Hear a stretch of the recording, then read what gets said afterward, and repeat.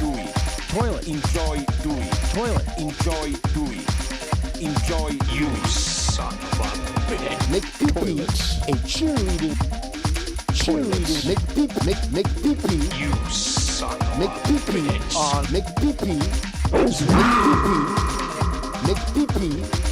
Make pee-pee.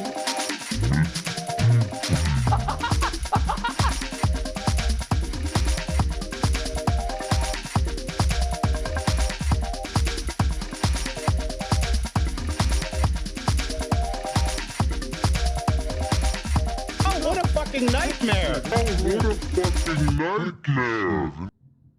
Holy moly. That was weird, dude. You gotta get that mic fixed. You gotta get that thing fixed. It's a Kodak, dude.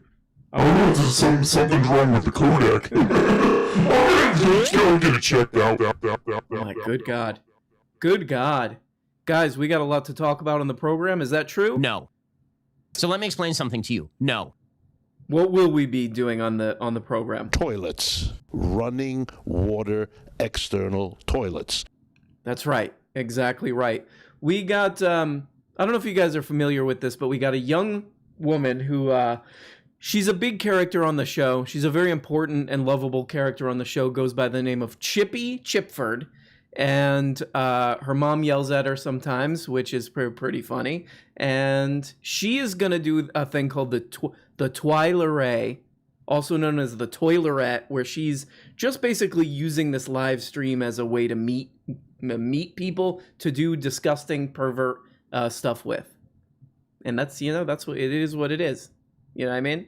Beat a kid in Walmart.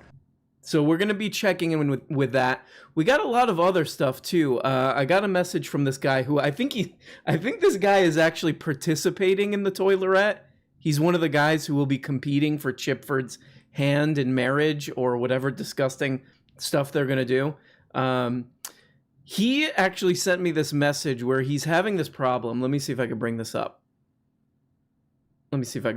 He's having this problem where they're building a motor speedway near his home, and he's worried about a couple things. He's worried that some of these, if you watch these NASCAR things, these things they always end up driving these cars right into the stands or whatever, and and he's afraid that a tire or a muffler is going to go flying out into his home. So he actually asked if we could call in, call his local government and ask for them to stop this. So I guess throughout this program we'll be calling. So I'll call right now. He left a couple numbers. What are these numbers? The first one is contact for Bristol Motor Speedway. So we'll start off with that one. Let's try that one first. See if this will work. There it goes. Leave them a message if they don't pick up. Can you guys hear that? Yeah, you can.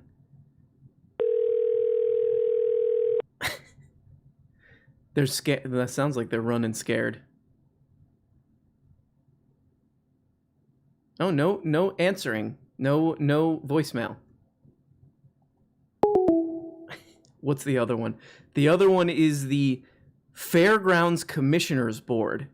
So basically we're gonna try calling and see if we can tell them to not build this thing, because Landriel doesn't want a NASCAR thing in his backyard. You have reached the administrative office of the Fairgrounds in Nashville, Tennessee. Our office is now closed. Oh, man. Our normal hours are Monday through Friday from 8 a.m. to 4:30 p.m.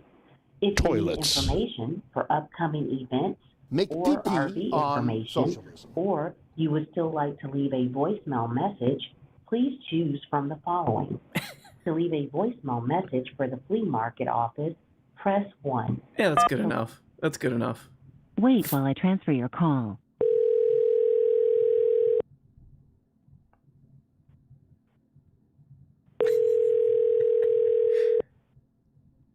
Can you guys hear this? In the chat, can you guys hear everything that's going on?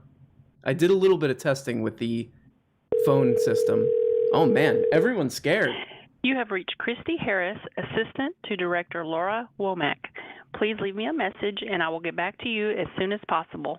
Thanks and have a great day. Record your message at the tone. When you are finished, hang up or press Oh my pound for God. more options.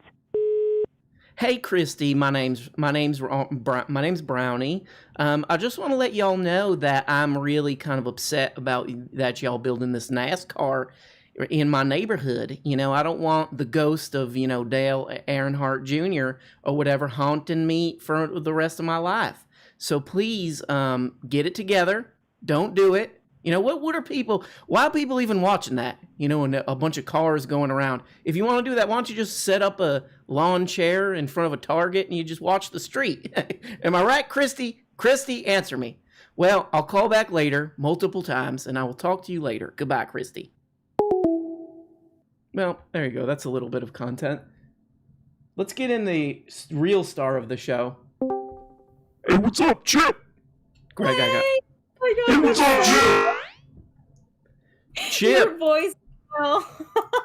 Chip, sorry about that. That's Gregory, and he's having a little bit of problems with the thing. So, Chippy, just to let everybody know, you're doing a thing where you're trying to basically you're trying to capture somebody to try to do whatever you do with them, right?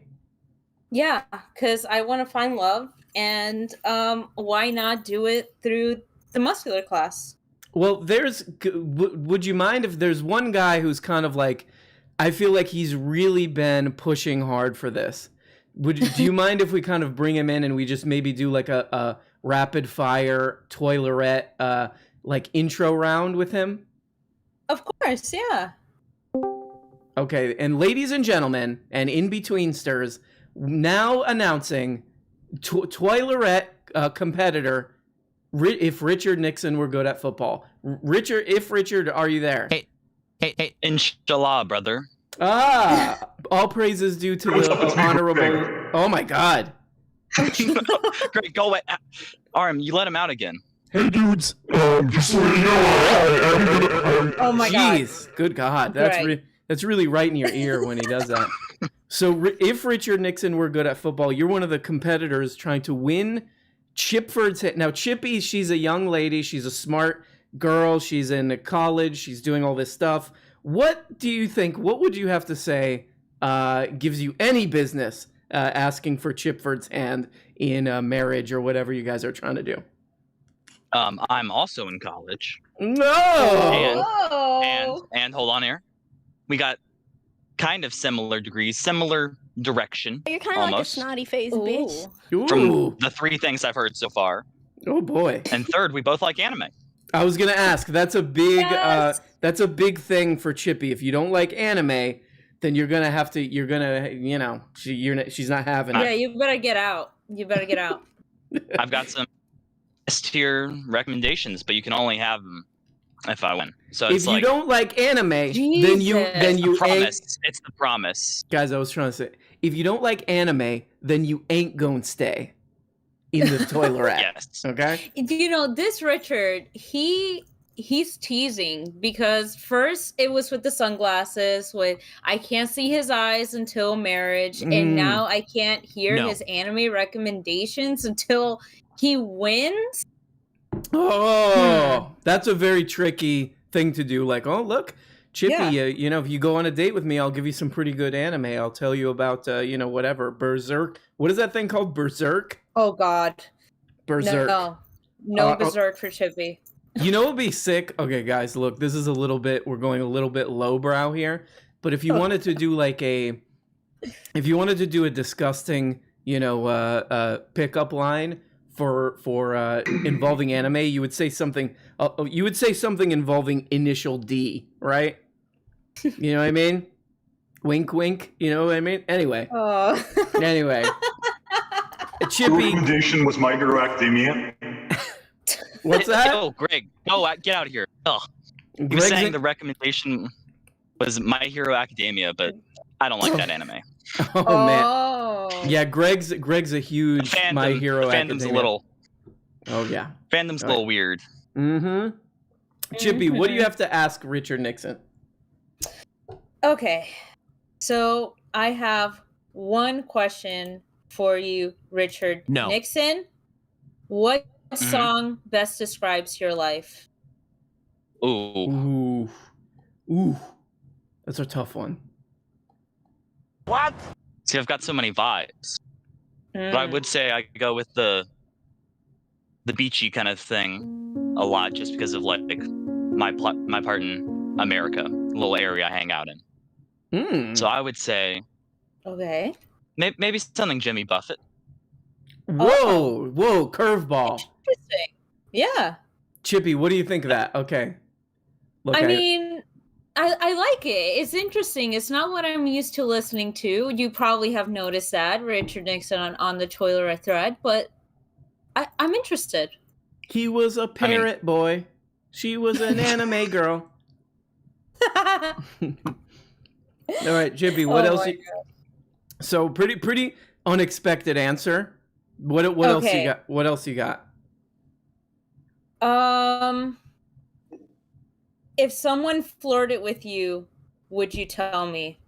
Of course. You're the one. Why? He's really trying to get on. Get on with me, alright? Like You really, would definitely.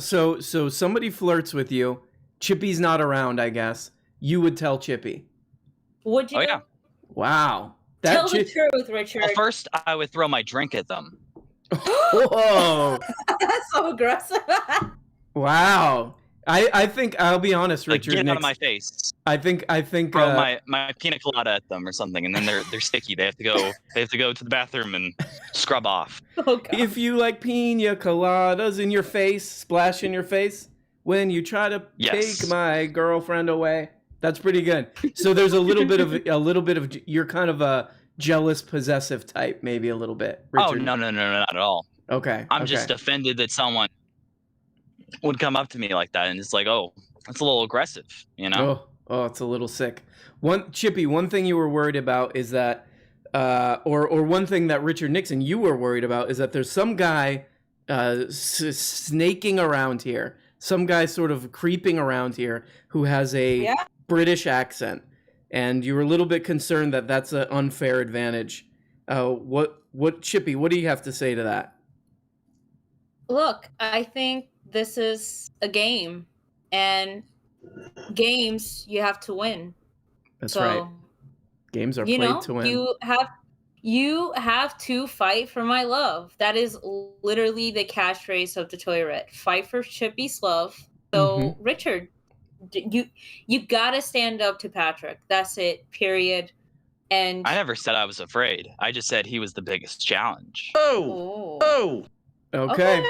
All right. Okay, just use your Walter Gates skills. All right, so that's a good little check-in on the Toilerette. I like that Chippy said Walter Gate. I think I might change my my screen name to that. Let's give the Fairground Commission in Nashville another call. Is this legal? The I don't know, Administrative Greg. Office of the Fairgrounds in Nashville, Tennessee. Our office is now closed. Oh, man. Our normal hours are Monday through Friday from 8 a.m. to 4:30 p.m. Just to remind everybody, we're calling the Fairground Commission in Nashville because one of our viewers is pissed off that they're building a NASCAR thing in his backyard. Choose from the following. Yeah, I'll do one. Is one right? No, one's probably Wait wrong. while I transfer your call.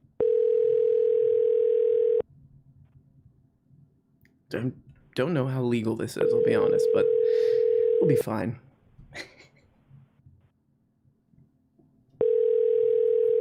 Man, you got to do a lot of rings. This is not a stream-friendly... You have reached Christy Harris, Assistant to Director Christy. Laura Womack. Please leave me a message and I will get back to you as soon as possible. Thanks and have a great day. Record your message at the tone. When you are finished, hang up or press pound for more options.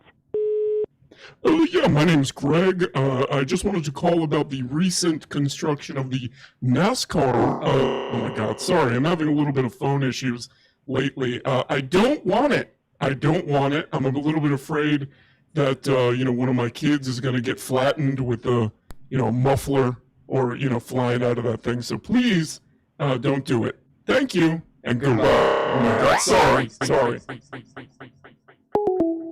Okay. I'm gonna give them a little bit of fun, you know, whenever they come back into the office. Oh, you know who we got to talk to? P, are you there? Pian, Pian, get on the line, dude. Pian, what up? Pian, are you there? Do you read Hello. me? Yes, sorry. Pian, what's going on? What did you hear? What's going on with the Toilerette so far? One of our guys, if you're just tuning in, one of our viewers, Chipford, a young lady named Richard Nixon, and a little lady goes by the name Chippy. She's doing a competition where she's just kind of, you know, creeping around, trying to pick up dudes in the Discord, and it sounded like that went pretty well. What do you think? What do you think, Pian? I think it went along great. I don't know if his answers were completely honest, but whoa. English. What?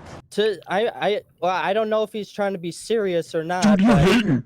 You're hating. Pian, you trying to hate? Yeah, Greg, no, I'm not trying to hate. You're not trying to hate. I got no game. So Pian, so you think that there's a little bit of he's kind of like you know, he's kind of telling Chippy what she wants to hear or something? A little bit. Oh, wow. Pian, you're bringing a lot of drama to the table here. I'm sorry. I don't mean to. Chippy, are you there? Yes. Did you hear what Pian just said? Pian really just threw a wrench in this thing. He thinks that... What did he say? He thinks that if Richard Nixon was good at football is kind of just telling you what you want to hear, that he's maybe not being totally honest. What do you think about this? You know, it is valid. It is something I got to consider, you know. I want to hear what people think because I believe and trust the muscular class's opinion. So, oh boy, you know, I'll consider what Pian is saying. Thank you, also, Chippy. Can I make a special announcement that I wasn't able to make before? Yes, go ahead. So, people will notice that there are 9 boys rather than 10 boys, and there is a reason for it. So, sadly, a gentleman named Rozzy had to step out, and he sent me a letter to explain why. Could I read that letter? Yes, go ahead. This is a letter from the guy who didn't show up. Yeah, so it says, Dear Shipford, I first will begin this letter by stating you are beautiful, majestic, and a true muscular gal. Thank you. Thank you, Rozzy. Now, I regret to inform you that I must step down from the Toilerette. But this isn't due to my lack of love for you. This is due to the toileters. Last stream, as you know, our connection was so strong that it destroyed the stream. Due to this, one of the boys took drastic measures. One of the boys contracted ninjas to assassinate me, and due to this, I must go into exile. I don't know yet who has done this, but all I can say is be careful, Shipford. One of those boys can't be trusted. Now, I must go, but remember, Chippy, I am the one and only for you. With love, Rozzy. So Rozzy got caught. Rozzy got caught. I flushed Chipford. It sounds like that guy who sent her that message is trying to do some like Scott Pilgrim. He's trying to like be cute. He's trying to show how cute he is to her, right? He's trying to do like an anti flirt with Chippy, right, Pian? Well, yeah, that's a different interdimensional type of flirting that I'm not on the same plane as. Exactly. Well, Pian, I'm sorry to interrupt you. What do you got going on? What do you have to tell us today on the program? Thank you. I got plenty to tell you. I got nothing much going on in my life, but I got lots of written down here. I got some movie recommendations. I might have recommended this before, but Merry Christmas, Mr. Lawrence. What is it? Have you seen that? What is it? Sounds familiar. David Bowie. He's main in it takes place in Japan, World War War or whenever. Really? World War Wait, II. what's it I'm called so again? bad at Merry history. Christmas, Mr. What? Merry Christmas, Mr. Lawrence. Mr. Lawrence with David Bowie as the main character? Yeah. Has anybody in the chat heard of this? That's weird. I thought I've seen all the David Bowie movies. Weird. Okay. All right. Keep going, PN. It's like David Bowie is so goddamn charming that I like it is but like I can't explain it. It's pretty bonkers, the writing and He's the thinking of music Fire by, Walk with Me, I think. I think he's thinking of Twin Peaks. No, Greg, it's not. David Bowie was in other movies. Go ahead, PN. Sorry. I was shit. The music's by Ryuichi Sakamoto. And it's crazy. This came out like right when like the sampler kind of came out, and so he was messing around with that, and he was messing around with like different bells because it's Americans in Japan. He wanted to bring Western influence and Japanese music together, so he used a sampler and these bells, and like the melody of like the intro song to the movie is so good. Okay. All right, we're gonna we might have to check this one out. Merry Christmas. Merry Christmas, Mr. Bowie. Merry Christmas. Happy Hanukkah. Happy Hanukkah, Mr. Bowie. Okay, got it written down. What else? Do the other ones rapid fire, Pian. Have you seen Feels Good Man? Oh, that's the what's that guy's name? Matt Fury movie? Okay, yeah. It's really good. That was all that I had for kind of recos right now. I've been watching Steven Seagal VHS tapes that I've been receiving and digitizing to my computer. What's your favorite Steven Seagal so Under Siege? I don't have that one yet. Glimmer that Man one's on my list. Let me say what I've seen so far. Okay, go. I've seen Out for Justice, The Patriot, and The Foreigner. And The Foreigner. Have you seen any of those? I'm sure I have. I mean, when I was a kid, I loved Steven Seagal. But which one is your favorite so far? The Foreigner is probably one that I was watching most of. I kind of record these while doing other things instead because it's a lot of work. But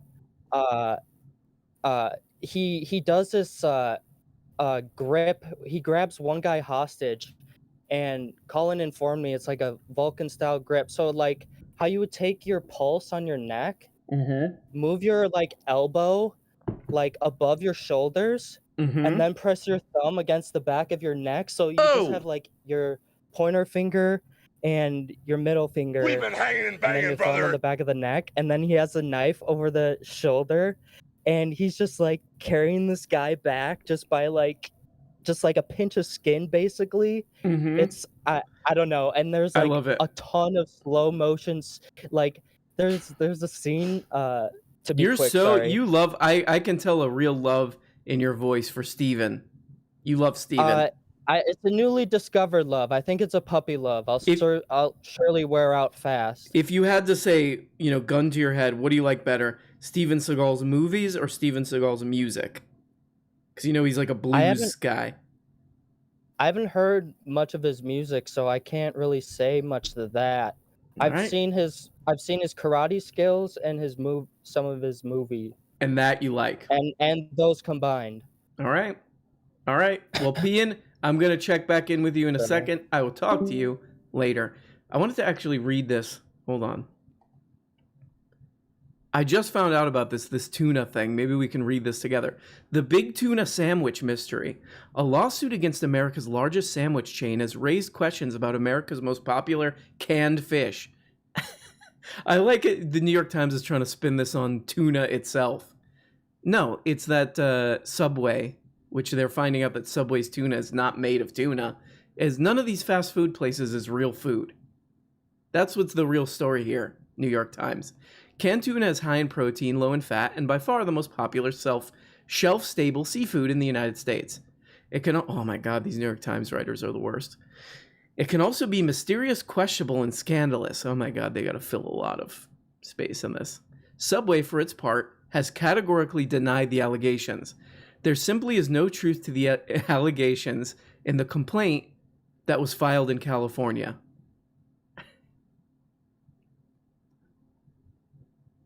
So the world's largest sandwich chain, Subway, is currently facing a class action lawsuit in the state of California that claims its tuna sandwiches, quote, are completely bereft of tuna as an ingredient. Gross. I mean, when you eat that stuff, McDonald's and Chipotle and Subway and all this stuff, you know, Panda Express, you're getting a capitalist product, not food. Like we all kind of know that. Yando, are you there? Yando? Yando? Yando?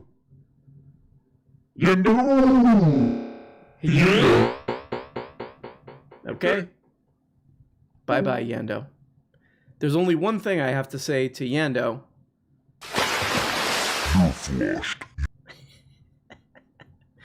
Let's read some of these chats. What are the chatters saying? The best thing about Steven Seagal is his true dedication to the martial arts lifestyle. Steven Seagal is one of those guys that does very slow martial arts now. Like, I feel like you could just walk up and, like, hit Steven Seagal in the head with a brick or something if you were trying to do karate on you. The guy they partially based Brad Pitt off in Once Upon a Time in Hollywood on choked Steven Seagal till he filled his dipes in a real fight. Is that true?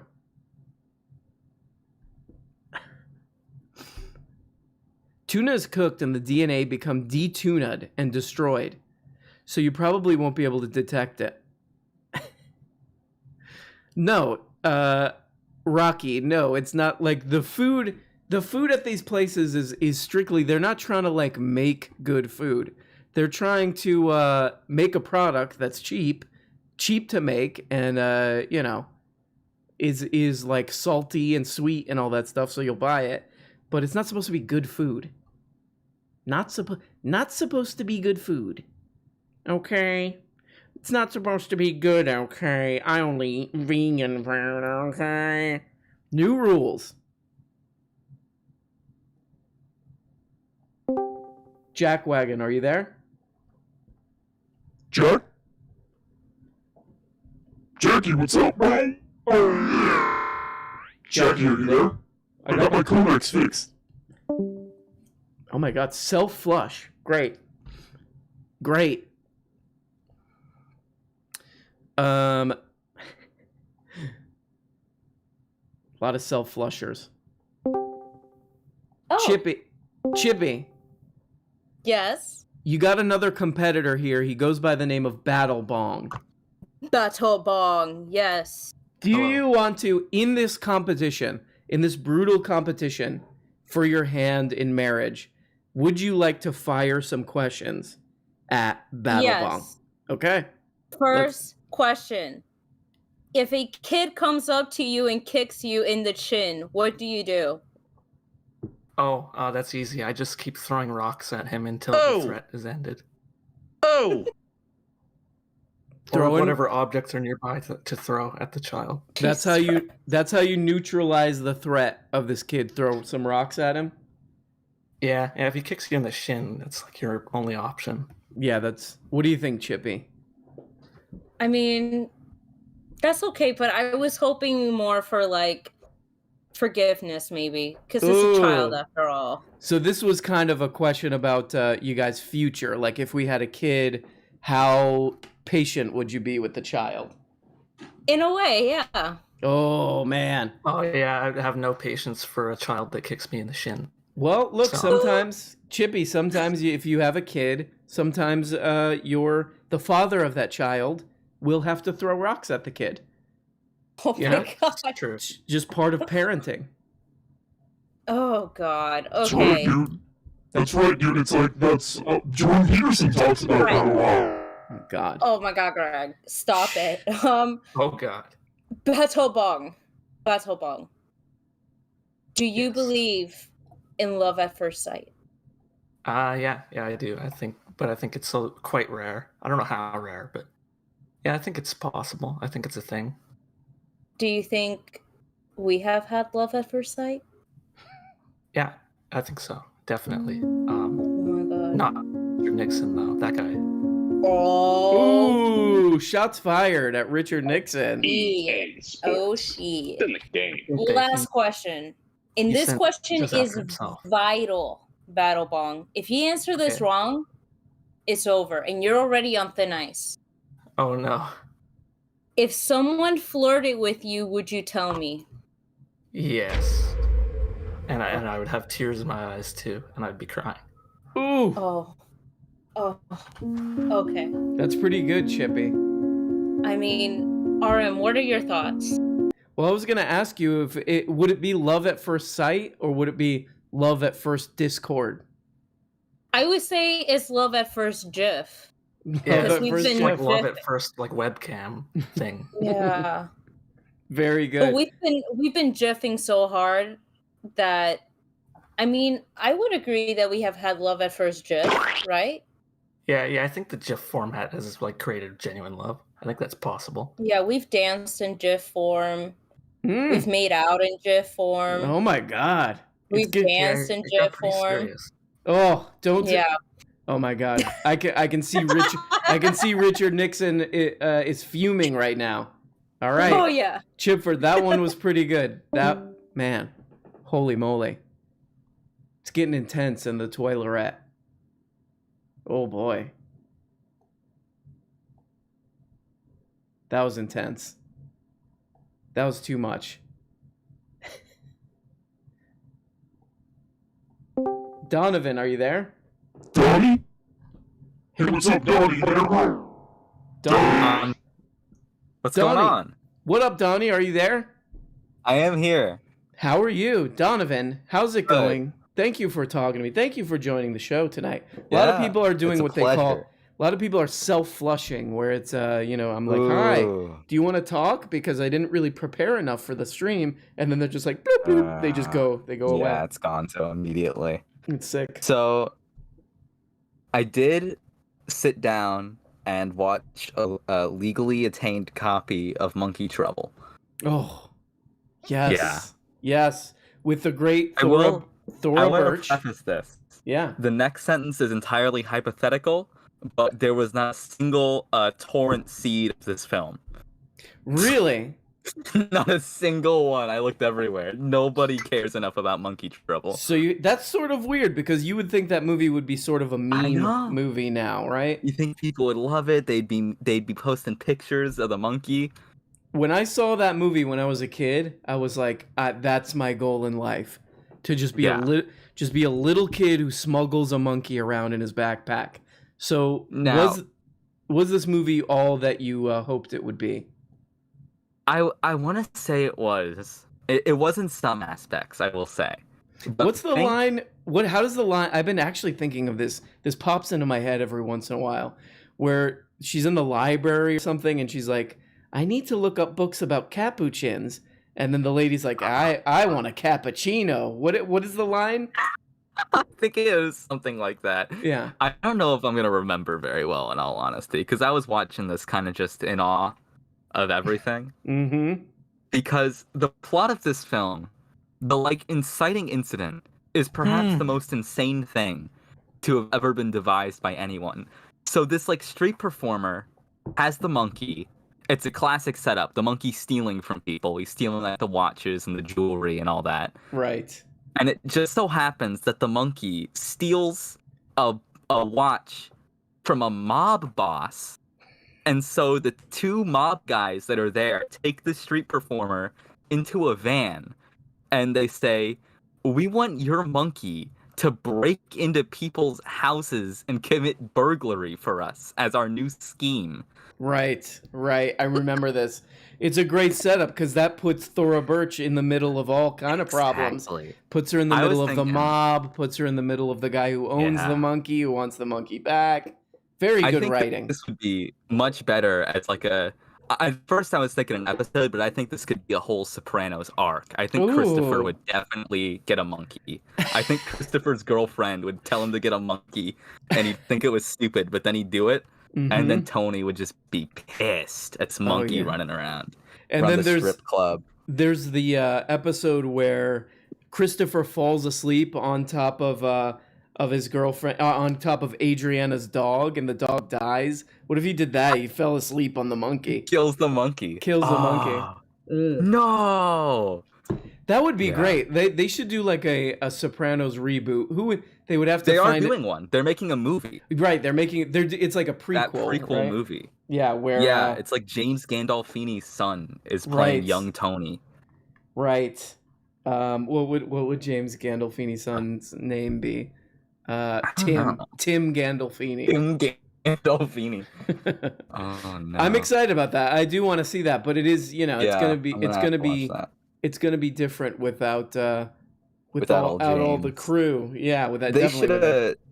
They should have just released The Sopranos for the PS2 as a movie. I think. Hell yeah.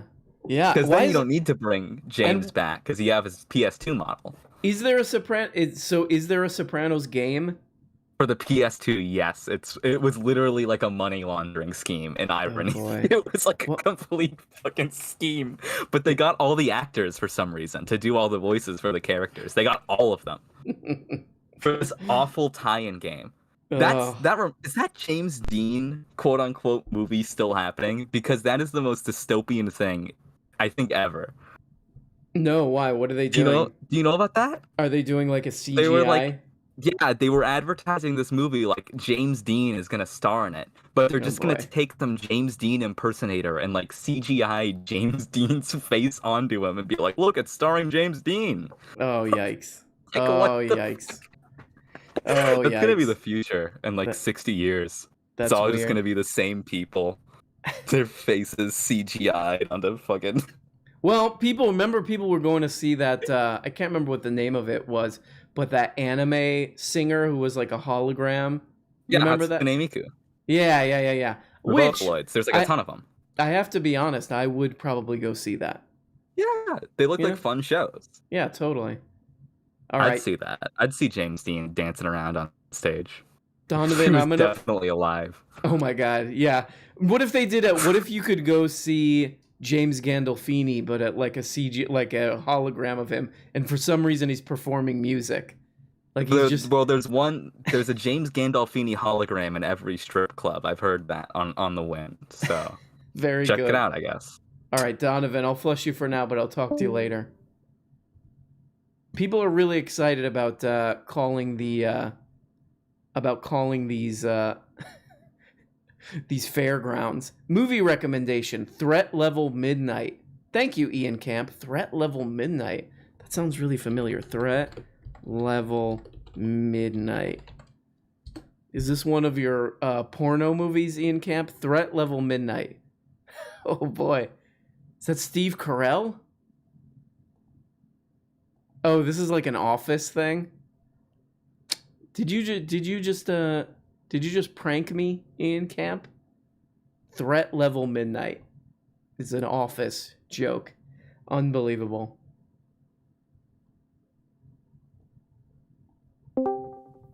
Ascend, are you there? Ascend me. What up, dude? What up, dude? Hey.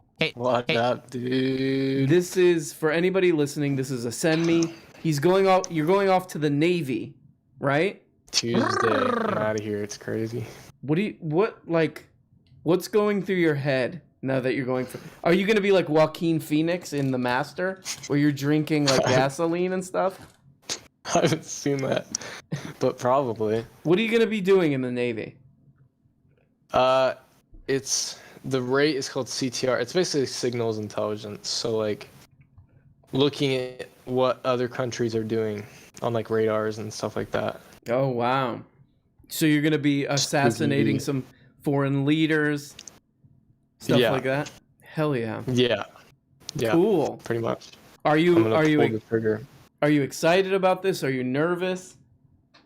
I'm nervous about boot camp, but also not really because I know I'm ready for it. Do they it's still more do? just Do they still do boot camp like in Full Metal Jacket, where they're like, "Send me, you puke, you gonna cry for your mama"? Are they still doing stuff like that? No, not quite. Okay. It's a little. I don't even think they can swear now. Is it It's a little toned what, down. what if they still do that, but it's like the CIA commercial where it's all woke? Like they still shout at people, but it's woke stuff. You know what I mean? They're like, Yeah. They're like, "Send me. What? You're not. You're not. You are an individual. You are an You're not celebrating Pride hard enough. You're not practicing your. Where's your rainbow uniform? You got too much privilege. You look privileged right now." That would be cool. They can't get in our face right now because of COVID. Everyone wears masks and they can't get all up in your face. Oh, they can't So even they get do up it from a distance. Oh boy. So you're worried about boot camp. Why? Because are you eating nerd rope and Cheetos and stuff all day? You're out of shape? Yeah, and smoking a bunch of doob and just, you know. Are you just gonna be really Are you gonna be able to smoke doinks in the Navy at all? Do you think? I think so, yeah. I think I'll get a pass. No, I'm kidding, no. Definitely not. No doinks. Ascend me, Agent Ascend, have you been smoking doinks? You got that doink look on your face, son. No, Chief! No doinks! That's right. Now drop down and smoke 2 more doinks. What if it's like weed? It's like a Cheech and It's like your Chong mom dream. making you eat the soap, but with Yeah. doinks. He makes you No- smoke all of them, and then you can't do anything for... Exactly. No one leaves these barracks days. until Ascend me smokes all 20 doinks. You hear me? Ascend me. That's pretty good. Yeah.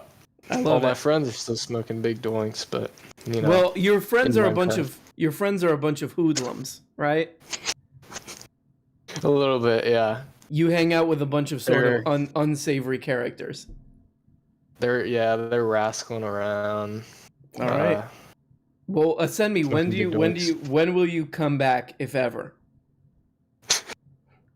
To what? To the show? To Ohio? To the show? To back to the United States? Are you going to be invading China? What are they going to have you be doing? You know, if the aliens come, which I hope they do, just know that you guys are in good hands. Okay. But otherwise, if they try to send me to China, I'm gonna sneak back to Austin, and I'll help you run the show. What if you find an ET? That would be pretty cool. Ascend me! Drop down and give that alien some Reese's Pieces. Smoke Reese's doinks. Do they like Reese's Pieces? E.T. does. Remember? In E.T. Oh, that's how God, man, I'm Elliot. too That's young how. for this. That's how Elliot captured him. I'm a child. I'm 18. I Well, don't know any of these references. I'm sorry. Deep cut references like E.T. Will you be able to? Can you somehow like get on Discord or something and talk to us from there? Yeah. Okay, cool. I'll have my phone after boot camp. Yes. I'll be in Pensacola, Florida for, I think, 3 months or 6 months. I can't Exotic remember. locations like Pensacola, Florida. Yeah, that's where the training for my job specifically is. Very so I'll be there good. for like 3 or 6 months, and I'll have my phone and everything. I don't know. I might get my PC, but I might not, just to focus on the schooling. Will you please Not call sure us yet. in? Will you please call in and keep us updated on how, like, what up with boot camp? Are they shouting COVID? Okay. Are they shouting COVID into your face? Are they doing the like, you know, the song, the like 1, 2, 3, 4, I don't know, whatever? Are they doing that? You know, I'm going home in a body bag, dude. Exactly. It's like my dad. it's what I Exactly. sing when my dad is in the army. Yeah, I'll write down the cadences and I'll let you guys know if I see any aliens in test tubes. I'll take some pictures. Very in my good. top secret job. I don't know what I can say. I'm assassinating people for the CIA. You could do stuff like that, you know? Yeah. Because I think And then I'll I got. report back here. Okay, cool. I have a feeling that the Navy thing is just a cover, that you're actually doing some deep state stuff. Yeah, I actually have to. They've been listening this whole time. There's a knock on my door, so I actually have to. Alright. Get busted here any second. You think that would be a good kind of good way to get through this thing? Is to Discord in and let us know what's going on? Sure. After boot camp, I won't have my phone in boot camp, but after boot camp, I'll let you know how it went. Oh damn it! I really wanted you to live stream it, but live stream. Could you imagine? There's a bunch of influencers in Navy boot camp. They're like they're like, hey guys, hit that like button, but they're like doing basic training. That'd be pretty Let me cool. see your insights. How many views do you have? That's what it's for. You have to leave boot camp with more followers, or you get kicked out. Influencer boot camp. Your engagement is very low, soldier. You get basically no likes. No one sent a super chat. Let me see your AdSense. Let me see that AdSense. All right, Ascend. I'll talk to you later, bud. Ascend, you're the best. It's good to hear from you, and please keep us updated on what's going on, okay? All right, I'll watch the seas, brother man. You Love watch the Love you, cord. buddy. And let us know if you Love find you. any of them aliens, okay? Okay. Bye-bye. Aliens, or if he finds any sea, he's in the Navy. Maybe he'll find some sea aliens. It's Kraylub, one of the students of the Hustle program. Kraylub here. I'm being evicted tomorrow. Could you please elaborate how to make my $100 into $1,000? Well, Kraylub, what you have to do is you have to find your passion. Okay? It's all about finding your like, once you find your passion, then just instantly you look in your bank account. Oh, now I have $1,000. That's what it's like, guys. That's what it's all about. And Ryan Carroll, thank you for the 4 bones. I'm gonna spend that on unhealthy treats, to be honest. Why? So, guys, let's see. There's a couple other things I want to... Oh, the other thing I wanted to talk about is that guy... I mean, it's not funny. I don't know why I'm laughing, but he's a weird guy. That guy, John McAfee, died. Jonathan, show him some respect. Jonathan McAfee died. Antivirus pioneer John McAfee found dead in Spanish prison. I don't know. I was actually going to kick this out to the listeners. I always thought this guy was like mildly funny and sort of interesting, that he was just sort of like an open creep of a rich guy, I guess. And he has this boring antivirus company, and he's just sort of like a lunatic who lives in the Philippines doing crimes. But now apparently he's dead. The eccentric cryptocurrency promoter and tax opponent whose history of legal trouble spanned... I mean, I don't mean to laugh because the guy died. I mean, of course that's sad, but he's like always like just like...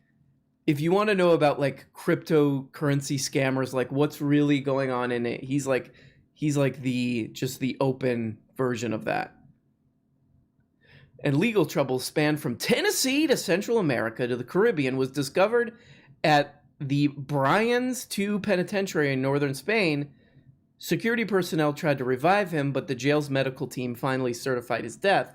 A statement from the regional Catalan government said, "A judicial delegation has arrived to investigate the cause of death," it said, adding that everything points to death by suicide. He's like a good time guy, like that movie Good Time, where he's just sort of out of control.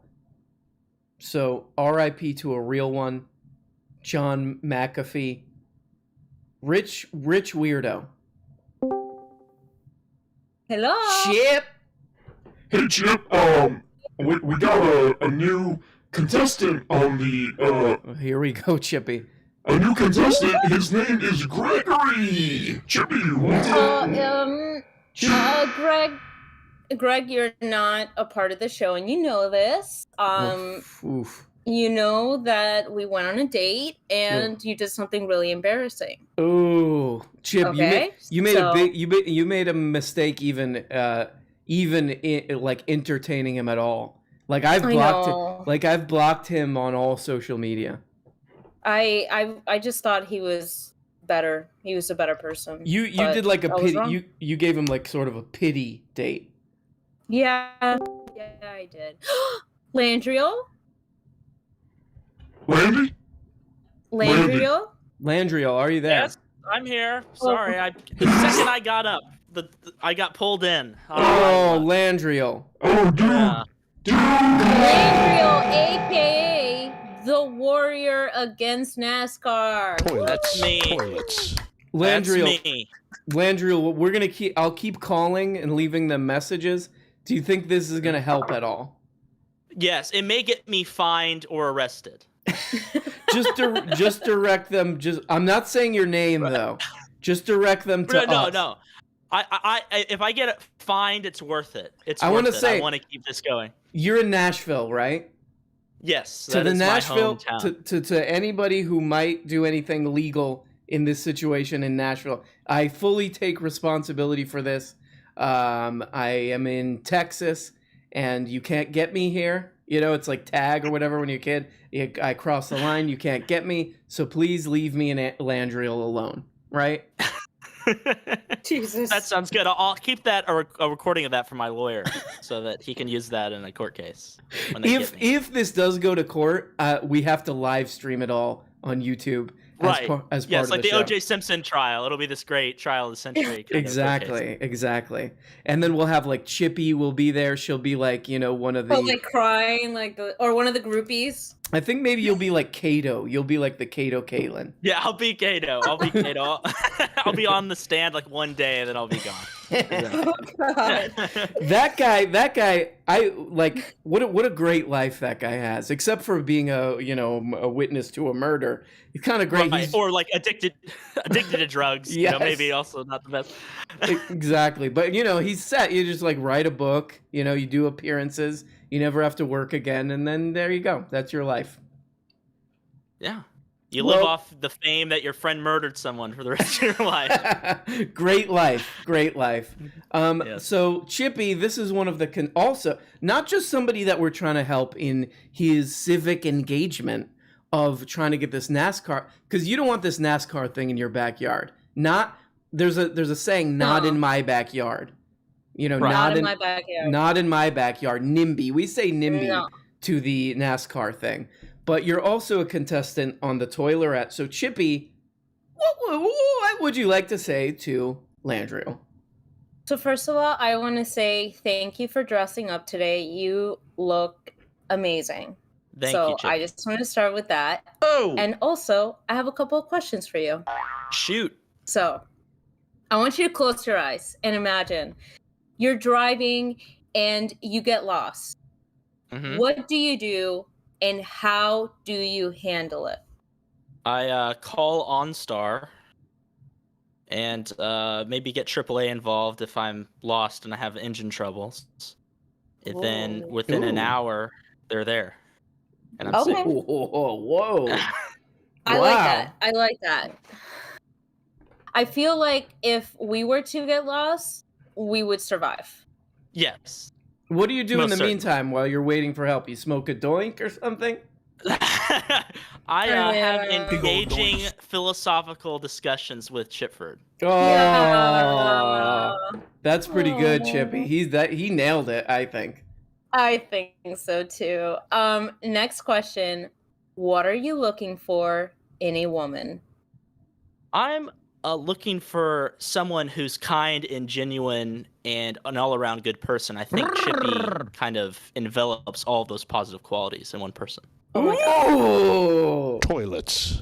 Man, I'm pretty floored by this, Chippy. I know. Don't steal him from me, RM. I don't know, Okay. Landriel. You might be me and Chippy might be competing here for your love, but Oh my goodness, it's overwhelming. Chippy, really, Okay. really good. You got anything else you want to fire at Landriel? Last question. If someone flirted with you, would you tell me? Of course, communication is the best aspect of any functioning relationship. Oh my god. Wow. This would be like the healthiest Disgusting. relationship. Oh my god. Nailed it. He nailed it, Yeah. Chippy. Nailed it. This is going to be a tough one. I thought this was going to be a lot of like, like the Greg situation where you're just fighting off a bunch of creeps, but it's really like this. This is you like the problem is that there's too many good dudes. I know. Oh boy. I know. You're too I kind. can't handle it. It's so much, and they're all so kind. I mean, I would say Richard is the only one that's been aggressive, but I kind of like that a little bit about him. But I really, I'm so impressed. They're all amazing. Weird. Well, Landriel, would there be a possible date? Would this be possible? A date with Chippy that you guys go to this new NASCAR stadium? Oh God! Of course, either as protesters or as viewers of the event. Oh Hell my yeah. god. Beautiful. Beautiful. All right, Chippy. It's sounding Before you- really good, Chippy. Arm, before you let me go, look at the message that I sent you. Okay, I will. I'll look now. I'll do it. Awesome. I'll do it live. F it, we'll do it live, to quote the great Billiam O'Reilly. Bring all the boys in at once. Chippy, what is this? LOL, bring all the boys in at once, she says again. Why would we do that? Why would we do that, Chippy? Why in God's name would we do that? Let me see, maybe if I can do this. Chippy, can you hear me? Really impressed. Chippy, can you hear me? Did you get what I tell you? Yeah. Yes. Right now I'm in the room and we're live on the room, in that room with everybody. So. Oh my God. Wow. So sounds like you had a plan for this, Chippy. So let's hear it. You know that's not what I was talking about. But hey, everybody. All right. All right. That sounds like a disaster already. Somebody sent this. There's like a John McAfee documentary. The only problem is I don't know how to get this out of Discord. Rest in peace, John McAfee. One of the great, really just one of the great, one of the great humanitarians of our time. Just a great guy, all around good guy. Just an open prevert. Mr. Monkey, are you there? Yo, yo, yo. What up, Monk? Yo, what's up? Hey, what's up? Yo, so live in Miami, right? What's that? Did you used to live in Miami? I did live in Miami at one point, yes, for a very long time, yes. Talking about like on some street one time, and I almost died on it. It's scary.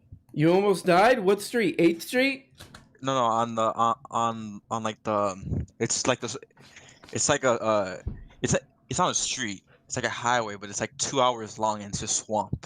Oh, the one that's on the way to the Miccosukee Casino. Yeah. Oh God, what did they purposely make that street the scariest thing in the world? I mean, the thing is though, it's like a lot of it is like native land, so you're not building like a big ass highway, Right. Which is good, but it is like well, I mean, like the weird thing about that street is that when I was driving down it, it didn't have like shoulders or anything. Like you couldn't really pull over. It was like if you get into any trouble, yeah, you're like dead. It's like over. Yeah. Yo, so like you moved, but like why? Why did I move? Yeah, it's fun as fuck. Like what? Like that's just like I don't know. It's kind of weird. Well, do you live in Miami? Yes. And you like it? For the most part. Well, there's a bunch of reasons. I would say that in general, it's nice. I mean, it's like a naturally beautiful place. There's beaches and all that stuff, but it's very expensive. And, it's pretty crowded. And there's a lot of... Spanish talkers. What's that? Spanish. No, like... you speak Spanish? Well, I haven't spoken Spanish in a long time, but when I lived there, I would carry on conversations in broken, shitty Spanish. But I haven't done that in 12 years. But make it hard, like, to live here, even if it's Sí. Spanish. Sí. Muchos problemas. All right. Well, I gotta go. It's been nice, RM. I love you, Monkey. Thank you. Don't drive on that street. Don't drive on that street anymore. All right. Love you. He kind of lost interest there. He's like, why aren't you in Miami? I don't like it there. Pfft, whatever. Bye. John McAfee could jack a G while smoking like a pack or 3. Hell yeah. That's my boy. McAfee's my boy. I wonder, are there people who think John McAfee was really cool? And again, rest in peace. You know, he died, not to make fun, but I feel like he would probably want that. He's one of the most notorious cybersecurity entrepreneurs in the world, who made millions off of his antivirus software. In 2012, amid allegations of murder, he fled his then home of Belize to Guatemala, where he faked a heart attack to avoid deportation. He eventually made his way back into the U.S. and rose to prominence once again as a 2016 Libertarian presidential candidate. To this day, he remains a controversial figure, and he's here with me now. John. He would make women poop in his mouth? All right, you know what? I changed my opinion of him. He was an American hero. McCafe? McAfee, but that doesn't matter.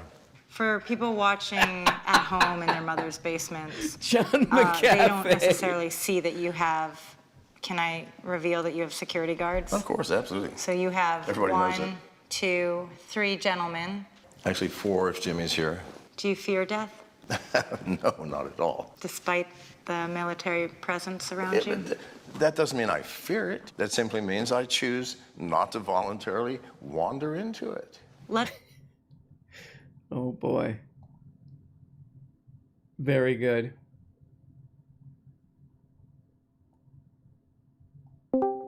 Optimus Prime Rib, are you there? Let's talk about McAfee 2.0. I'm here. Are you here? Hey, what up? What up, Optimus Prime Rib? Look, I know it's a sad day. McAfee, rest in peace. One of it to a real one. God bless. Yeah, all our computers are going to get infected now. Oh, it's true. He was really the only thing holding it together. I know that McAfee software. I always used it. You know, you look at that, you're like, yeah, that's definitely going to protect my computer. I don't think there was anything sketchy about it, really. Nope, it always seemed legit. It always looked like it was going to work. Judging from his life story, I would trust him to do anything with my computer. I'm getting a little bit sad about this, actually. And I'll tell you all about it when I see you I think we need more again. characters. Yeah, more characters like that. Oh, yeah, we need more like him. We got too Yeah. many Steven Crowder now. We need more John McAfees. He was a libertarian. You know, we need more people like that with that kind of view of the world. He would not have ran from Sam Cedar. Wait, say it again? I said he would not have ran from Sam Cedar. Oh, John McAfee, he's one of those like libertarians who calls in the Majority Report and he's like, I got this. Oh yeah. And then he leaves and he's like, what just happened? I probably won, right? I have to give a shout out to a few people if you don't mind, if that's okay with you, Optimus Prime. Rib. Go for it. I didn't even get pulled in the green room, so I wasn't even ready. What are you crinkling there? Oh, it's just a Ziploc bag I'm throwing away.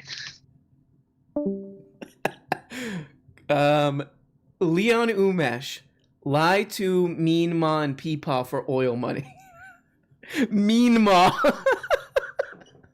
Mean Ma and Peepaw. I love that, Leon. Nazek Hook, $10. Thank you. Love you. Jane, $5. Thank you. Leon Umesh, McAfee has been... Stop it, dude. Come on. Is that nice to do to a guy that just died? No. So let me explain something to you. No. McAfee has been uninstalled from life. Very good. RM, you have people in the green room getting frustrated about how much you scorn them. Here's $10 to follow the right procedure. Are people in the green room? Oh, people in the green room are getting pissed off. What's the green room? Oh, okay. Colin, are you there? Colin, are you okay? Are you okay, dude? Yeah, I'm doing great, Greg. How are you? Greg, you gotta stop. He figured out a way to patch in. He's basically doing a Sam Cedar situation. Gotcha, dude. Why would you debate me? Why would you debate me? Listen, Greg, I have a policy. I don't debate liars. I don't debate people based on a lie, so I can't debate you. I'm sorry, Greg. Man. Take off those glasses. You have your eyes are like Oliver Twist. You got those Oliver Twist eyes. Greg, my manager, who is definitely not my dad, has told me not to debate you, and I have to listen to him. So I would say that's sorry, a good. Greg. In this case, that's definitely a good call. Okay. No, you don't want to. Greg is the type of character who is just even being caught like on a recording with him in saying anything is like gonna get you canceled. Oh, okay. I'm glad my definitely not dad is looking out for me. He is really. When I saw him reading a story about the McAfee guy dying, and I saw him tearing up. Oh wow. Well, it is very sad. McAfee was kind of an OG, kind of a legend. So right. I'm feeling that. Yeah. He's been a kind of a legend since he ran for president. Yeah. He's like banned from several Central American countries because he was like dealing cocaine or something. I think he was wanted somewhere for killing his neighbors. Like insane stuff this guy was getting up to while he was like in self-imposed exile because he didn't want to pay taxes. It was like this crazy story.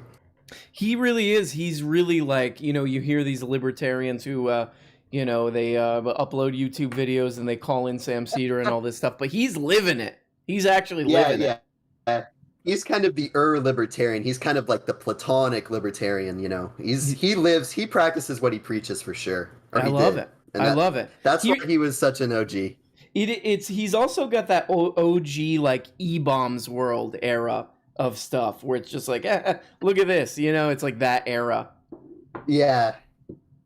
He would be the perfect like docu movie, like biopic. I would watch that. That would be a fascinating film. Document his journey from like weird tech geek to Central American cocaine lord. That would be a fascinating journey. Colin, you just open a whole Pandora's box because who would play McAfee in the McAfee biopic? Man. Well, I don't know. I mean, after this whole Batman thing, I don't know if Willem Dafoe is going to want to work with us. So I think that's maybe weird he's because off the table. You look at McAfee's face and he's got Dafoe face. He's got Willem face. Yeah, he does. Yeah, he does. That's why I thought of it. Willem Dafoe might be perfect. Damn it. Well, look, Willem works a lot, so maybe he'll do both. Willem Dafoe. Yeah, he's very passionate. But maybe it shouldn't be. Willem Dafoe is John McAfee. Maybe it shouldn't be a Clumps thing where he's playing every character. He's playing. Yeah. We'll have to get a supporting cast. He can't play every character. He's playing all the sex workers that John McAfee. He's got the wig on and a skew makeup and everything. Yeah, this one I think we have a shot at an Oscar with this one. Not to get too ahead of ourselves here, but this sounds like a great idea. Oh, I feel like, and then Willem Dafoe, he's like holding the Oscar and he's like, I want to call somebody up because without this, none of this would be possible. Colin, and then you get up there and you're like, yep, we talked about this. We came up with this on a stream. That would be such a huge honor. I've always wanted to meet Willem Dafoe, they call him. Seems like a nice guy. Such an inspiration. He does seem like a nice guy, actually. Yeah, he has. Wait, let me read this really quick. Dance on Fire. Right. Thank you so much, Dance on Fire. Leftist YouTuber F. Mary Kill, Sam Cedar Hassan Vaush. I'm going to go F. Hassan, Kill Vaush, marry Sam Cedar. That's I would say that's the perfect answer, right, Colin? Yeah, I mean, I have no problems with that one. That was perfect. That was, What would you do? I was maybe gonna ban you if you didn't say that order, but I'm glad we're sort of on the same page with this. It's got to be. Yeah, that's got to. If anybody wants to contest that, go ahead. But anyway, Colin, sorry to interrupt. I know you always got something interesting to say. So what is going on?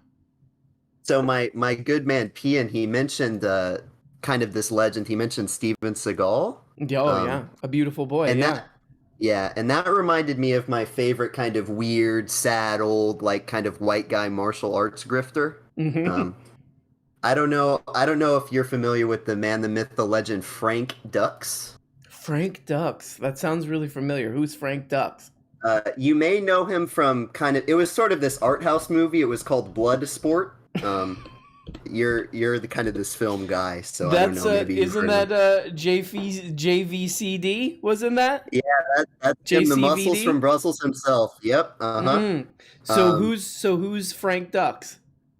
So Frank Dux was this guy. He was a Marine, and he fought in like Vietnam or something. And when he got back from Nam, he wrote this book where he claimed all sorts of wild things, like he had won a Medal of Honor, a Purple Heart, and one of them was that he had gone to like Hong Kong and fought in a secret ancient martial arts tournament called the Kumite, which is what the movie Bloodsport is based on.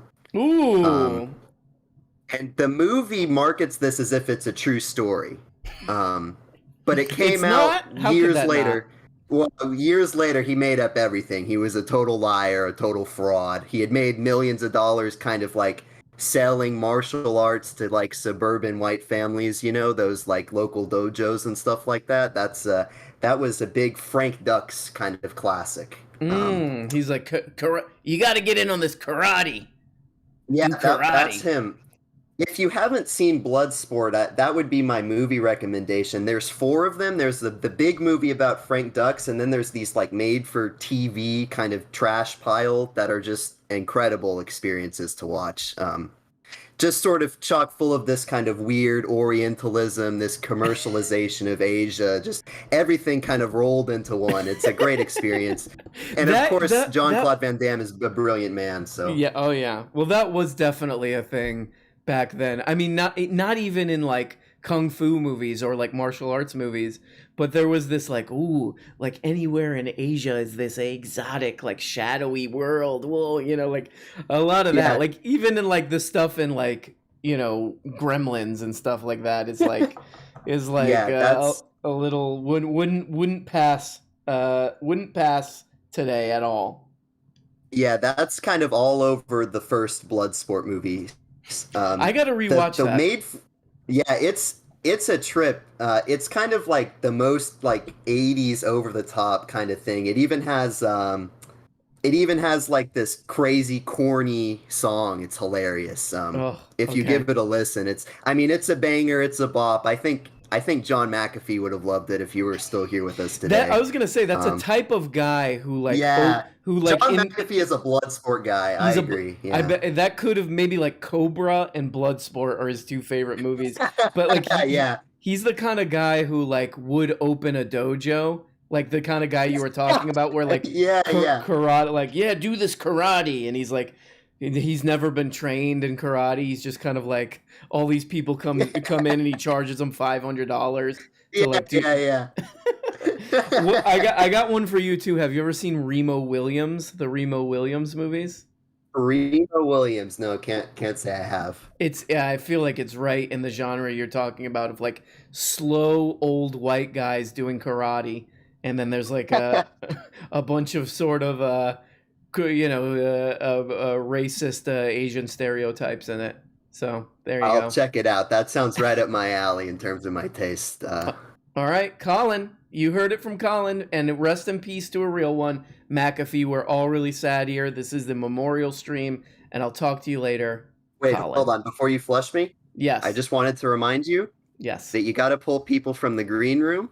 Oh boy, you've been kind of going rogue on us. You know, the moderators you're on a tight leash, so make sure you don't break our rules again. We'll shut down this whole community. So I apologize to the High Council. All praises due to the mighty council, and it won't happen again, sir. Please. All right. It better not. All right, love you, Colin. Talk to you later. Love you too. All praises due to the High Council. Please don't shut down the Discord. They have taken over the Discord. the High Council. I'm basically their, I'm their puppet at this point, and they've blackmailed me, from the beginning. They banned me from the Discord, and they said if you want to get back in and you want to have access to the thing, it's going to cost you, basically, I find that to be a little bit sick, frankly, but it is what it is. Hello. Chipford? Hello, how are you? Oh, Chippy with the Newsies accent, with the Hello. What's that How show are again? you, Oren? The Peaky Blinders. The Peaky Peaky Blinders. fucking blinders, dude. Okay, Chippy, we got a wild card now. Ryan. His name is Ryan. Ryan, are you there? Ryan, get on, dude. Ryan? Oh no, Ryan. Ooh, Ryan, this could be a flushable moment. This is a strike right here already. Oh my god, Aaron, is this the moment where you're gonna use your flush? I was way ahead of you. I was way ahead of you. No. Ryan. Ooh, Chippy, this might be the worst. The worst one so far. No, Ryan.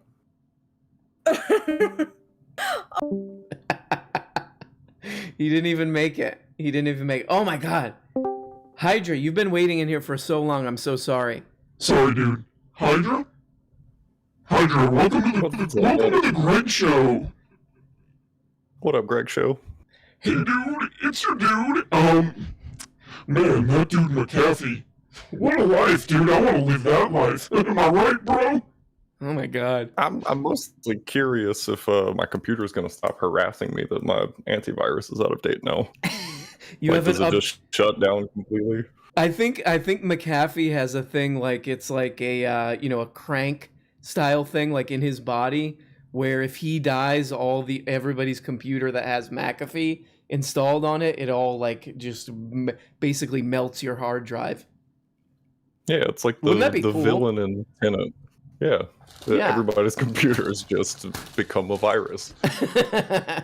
Wouldn't that be a cool thing if you're like a virus company, an antivirus software company owner, and you're like, okay, when I created this thing, when I die, everybody's computer just shuts down. You jerk should have figured out a way to let me live forever. Exactly. That would be his libertarian logic. Like, look, I created an incentive for the market to keep me alive forever, and it failed. Good now job. No one has a computer anymore. Well, Hydra, I'm sorry to interrupt. There's a lot going on in this show. This woman Chipford. I don't know if you're familiar with this woman, Chipner. She's using the show for some weird stuff. Did you hear what she was saying about the gifts that she's like sending these guys? Unsolicited gifts of like weird, like weird. And it's in public chat. They're not even DMing. Oh. I just keep getting these notifications, and it's always just hug gifts, just over and over. Oh, disgusting. I mean, at least you keep it in private, Yeah, that's what I'm saying.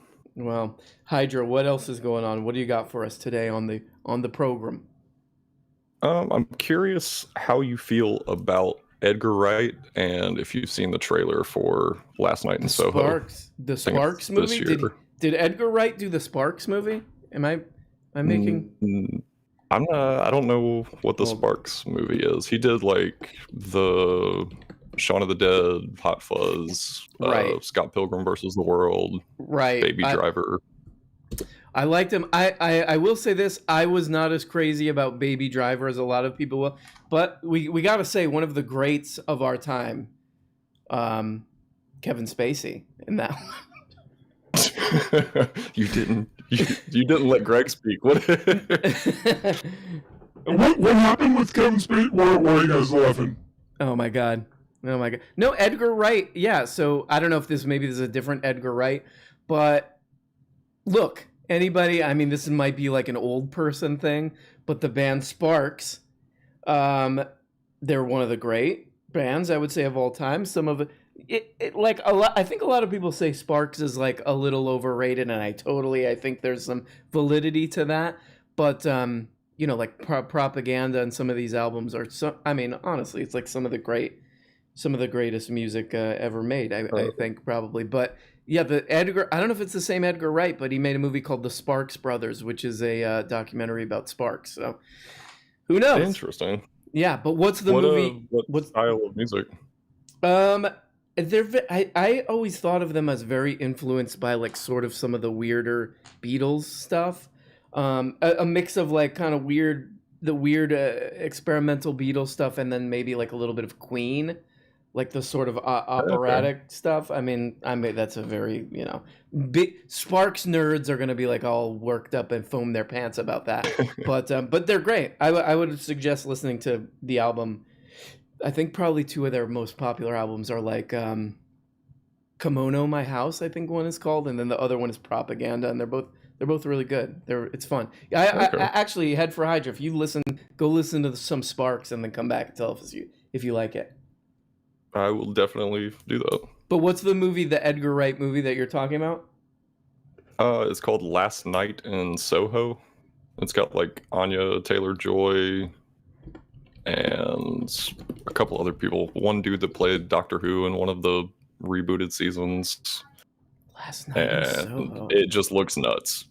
Like I think it's going to be like a horror style movie, and I think Edgar Wright doing that will be interesting, if nothing else. He's not using Terrence Stamp is in it. Uh-oh. Yep. Terrence Stamp is up in that bad boy. Last Night in Soho is scheduled to have a world premiere in the Toronto Film Festival. Da-ka-da-ka-da. Oh yeah, this might be good. This might be good.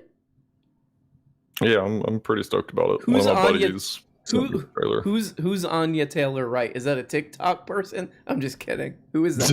who's Anya Taylor-Wright? Where would we know her from? She was most recently in The Queen's Gambit. She's the main character. Right. She was in The Witch. Yeah. Right. She was in The Witch? Mm-hmm. Oh shit, yeah, she's good. All right.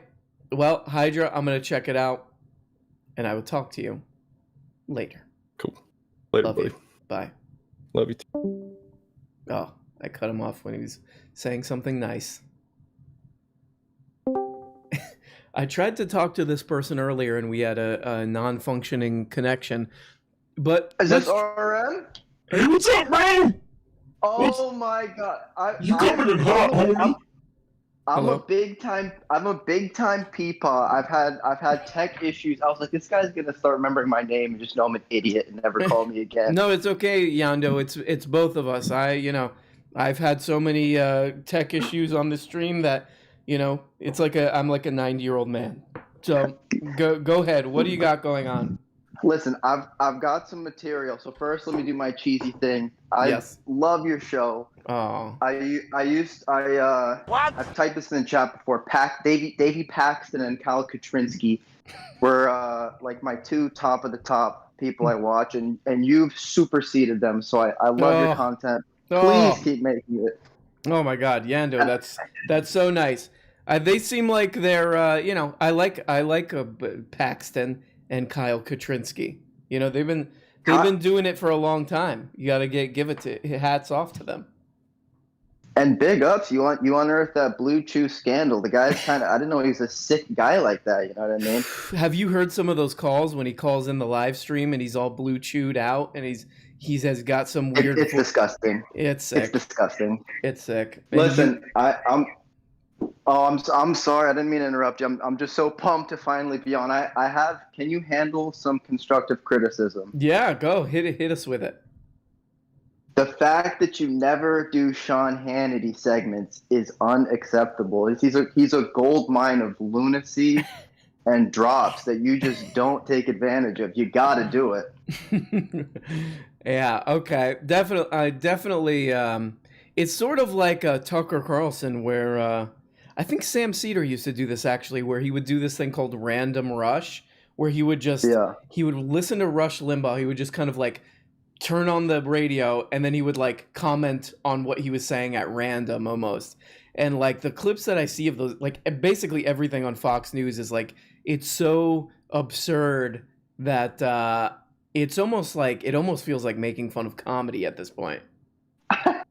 Like it's Yeah, I love when you're like, should I even make fun of Tim Pool? Like, this is embarrassing. Yeah, Tim, typical Tim. I would like to have you seen his house? Have you looked at the mansion that he lives in? I have not. You know what? Let me Google it. Can you explain to me too? You always call it like the Duggar house, I think. What does that mean? The Duggars are that family that they did like a reality show on where they have like 30 kids. They're like weird, like I don't know what they are, evangelicals or something, but they have like 30 kids and they basically have to do, and they all make them wear like, all the girls have to wear like jean dresses. Like I didn't even know that was a thing, but like to the floor jean dresses, because anything else is just like too erotic. But they have like 30 kids and basically they run their house like it's an army base or something, and his house looks like that. It's just like the most sort of like Mormon, like evangelical Christian looking house, where it's just like kind of sad and boring. And if you're doing a grift to make millions of dollars, like at least get a cool looking house, you know? You know what I mean? I agree. Yeah. Arm, I got a request for you. Can you help me out? Let me think about it. Hold on. No. Okay, yeah, go ahead. All right, so my beautiful girlfriend Brittany, I force her to just listen to all the crazy stuff that's going on your channel, all the drops, all the crazy stuff, and she's real nice about it. Just gives me a crazy look once in a while. You give a message for her?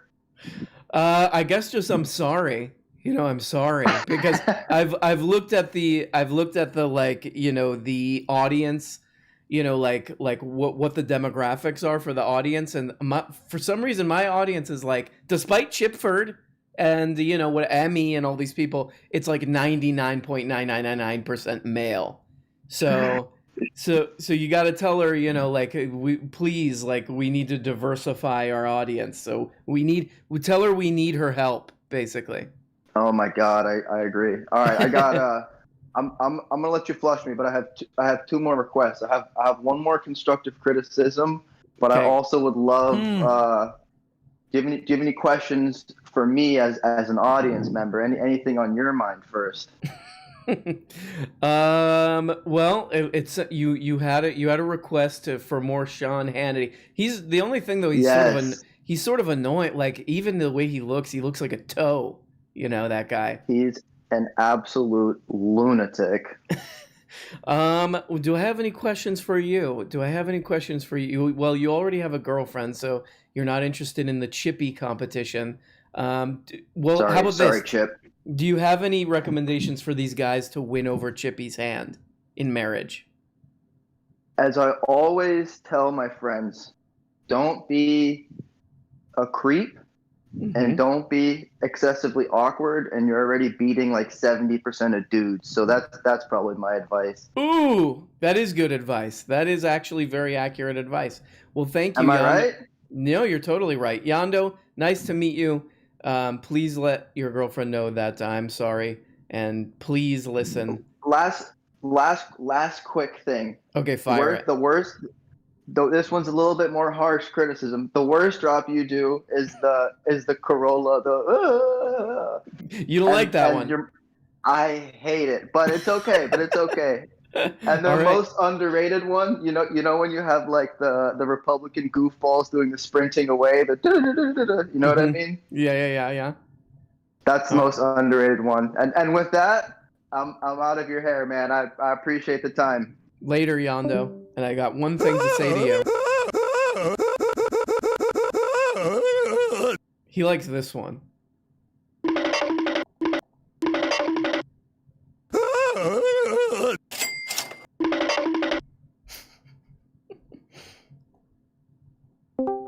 Chipford? Yes?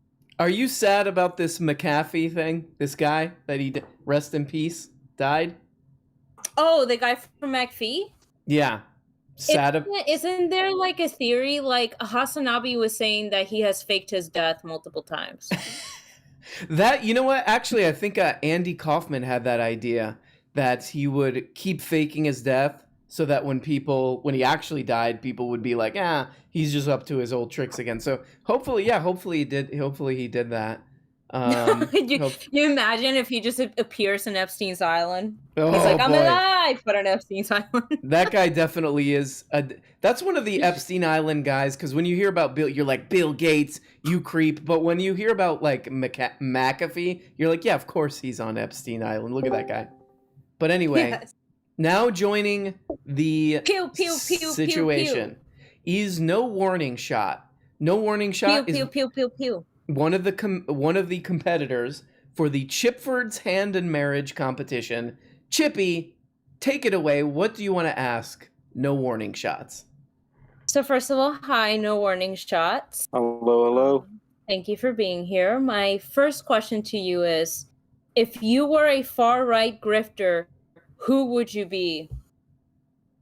I think I'd like to be one of those OAN guys, or like a Newsmax guy. That's a good one. that just That's gets- good. It gets just real steamed up, and that's like my whole thing. Like that Stincher guy. What's the guy's name? Stinchfield. I'd be like Stinchfield. I would just Stinchfield? get real stinchy, and just get really upset about like Biden's dogs, or like Biden. The put, like, laptop from hell. You're always talking about the laptop from hell. Yeah. Talking about the laptop, talking about Hunter Biden using the default browser like a goofball. Hunter Biden is kind of like are him and McAfee like, is that a different guy? That's like the same guy, right? It could be. I mean, this is an interesting conspiracy you stumbled upon. That's my new conspiracy theory, is that Hunter I think we should Biden and look into it. McAfee are the same guy. Interesting. Chippy, sorry, take it away. This is your love life, Chippy. This is your future, and I'm interrupting with McAfee talk. So go ahead. Sorry. All right. Wait, but before I continue, I bet they were so happy in OAN when they found out that Biden's dog died. I bet they were so stoked. So next question. What is your best pickup line? Ooh. Probably something like, "What's up, mama?" Something like that. Nice. Whoa, like really aggressive if it were to happen at a bar. But you know, I might be open to that. I might be open to a little aggressiveness. I'm not gonna lie. Yeah, something like that, I think. And lastly, if someone flirted with you, would you tell me? Absolutely. Immediately. I would just drop what I'm Wow. doing, pick up the phone. Chippy. This heathen just came up to me. Oh, I'd be very upset. oh, okay. That's a good answer. I like it. RM, do you have any thoughts on? the I just things wanna say No that- Warning Shots has said? I just want to say you must be the speed of light, because time stops when I look at you. Oh, shit. All right. Vadim, are you there? Yes, I am. Hey, what's Hello. up? Hey, what's up, dude? It's me, Greg. Welcome to the Greg Show with Vadim. I need to get some views from your channel. So it's I did. It's Greg. I didn't realize that RM had a dysfunctional robot as a sidekick. Yeah, I got this co-host. His name is Greg, and he refuses to get like a better mic connection. It always sounds like a robot, and then it's glitching okay. out. It's glitching out. Well, actually, Vadim, I gotta say, anybody watching this, go watch Vadim's new Elon Musk video. Is very good. And Can I say something real quick? I mean, Yes. I want you to continue and compliment me because I need that. I have very low self-esteem, and it helps. It helps with the crushing depression that I suffer through.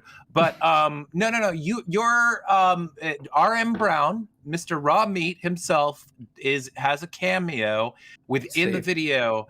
And I'm not lying when I say this. It sounds like I'm kind of being hyperbolic. Here we but go. Truly, your voiceover was transcendent. It was fan fucking tastic. No. You took. I don't know if you guys are familiar with Chuck Tingle. He's actually like a legit good writer. You'd think he wasn't, but he made this gay like Elon Musk fan fiction basically, and it's very like it's a little smutty, but my god, you bring out this innocence in it. It's like hearing like you've got to be at least in your late 20s, I'm assuming, and yet you sound like a kid on the cusp of puberty with it's so innocently delivered, and I loved it. So that's been my vibe for in my entire life, just a prepubescent sort of a thing. Still, and I have to say I'm flattered that you would say that I'm somewhere in my 20s, but believe me, it's much sadder than that, Vadim. Well, I didn't want to embarrass you or I have no clue. I have no clue. So, I always err on the lower side when I'm guesstimating people's ages. But well, can I seriously, ask you... like great job, and just very quickly, somebody kick him some money, because I couldn't give him anything for his wonderful work, and he deserves to be vicariously paid through me urging you people to give him money.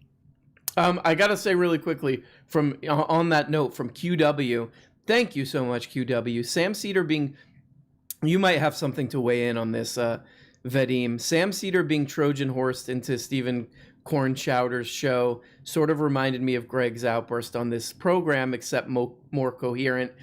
So we'll come back to that. But Stephen Primo, please Venmo this to Vadim.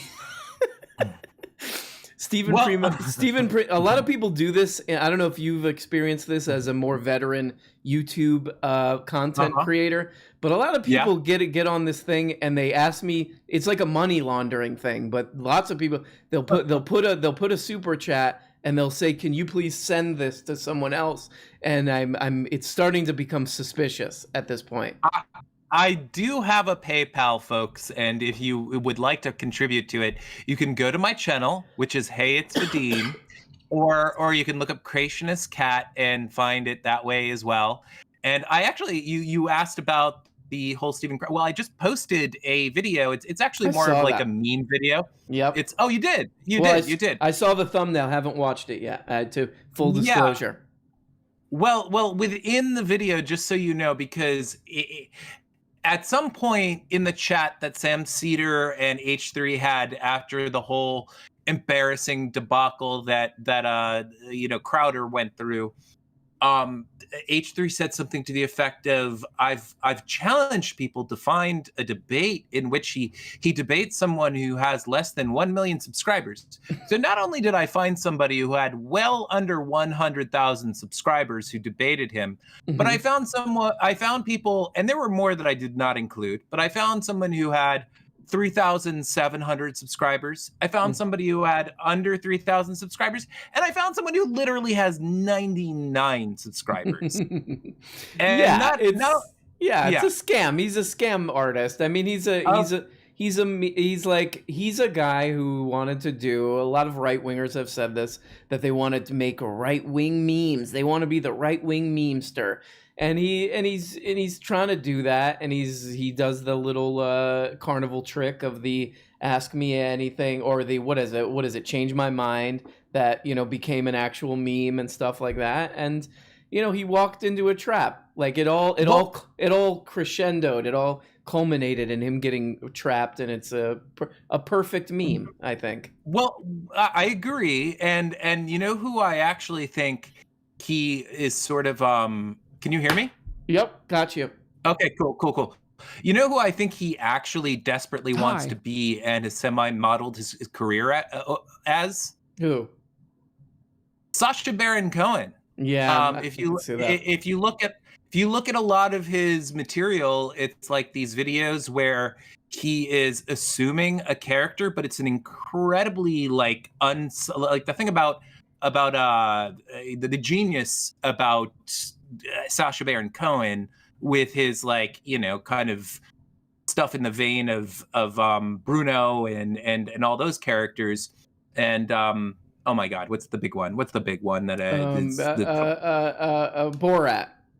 Yeah. And Ali G, of course.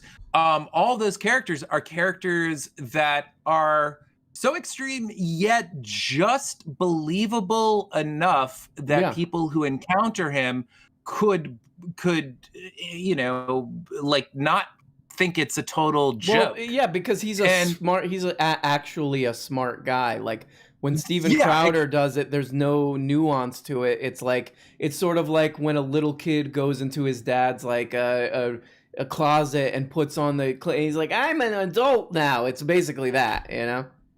Exactly.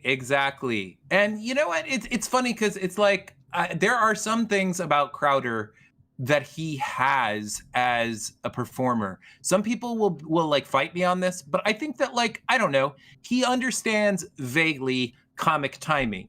He understands vaguely certain mechanics of comedy. Yet at the same time, not only it's hard to be a genuinely funny right-wing comedian if you're like doing actual right-wing politics, because part of comedy is being like honest, and you have to kind of like lie in order to be like, I don't know, to put most of the bullshit forth that the right does. But yeah, he's just he there's no authenticity to it. There's nothing original about it.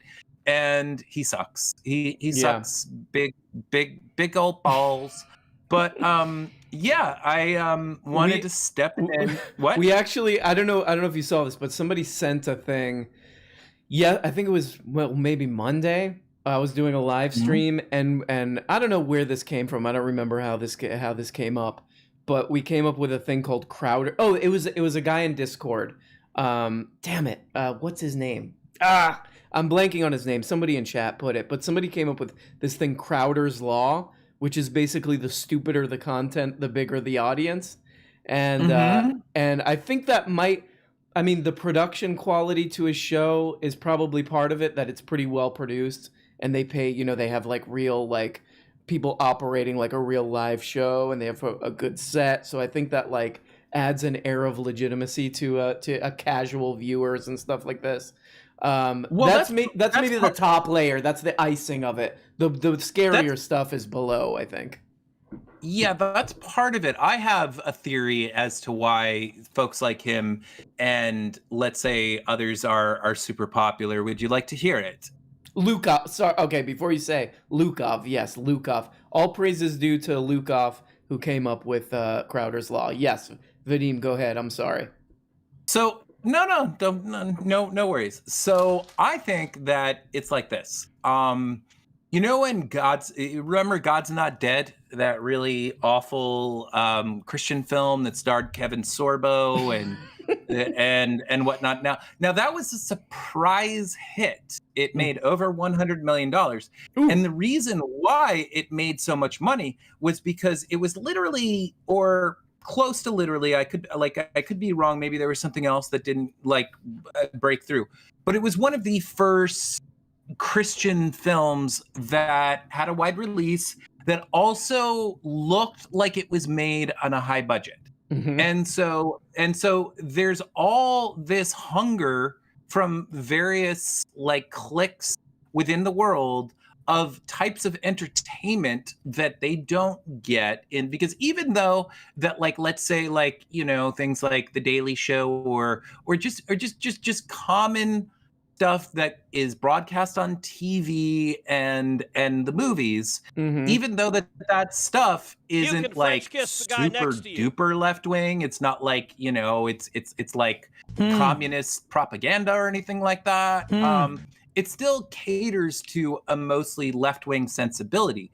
Therefore, I think that those people are so starved for any type of entertainment and any kind of representation, them seeing their views, that that they just are all over the shit that's on YouTube. That's why I think folks like him are popular. I think it's probably. really It's probably the same with like with somebody like Tim Pool, because I look at his numbers and I'm like, how could this be possible? Like, how could somebody who is not only saying stupid shit, but like putting very little effort into it too? I think it's for the same reason that you described. Like, they are starved for people saying certain, things that validify pre-existing beliefs, which is that's a whole nother topic of why they are gravitating toward that stuff. Yeah. But yeah, it which makes it easier. So if you're willing to say that stuff, it's like you get an instant audience almost. Absolutely. I mean, even look at someone like Nick Fuentes, who I don't know if you're familiar.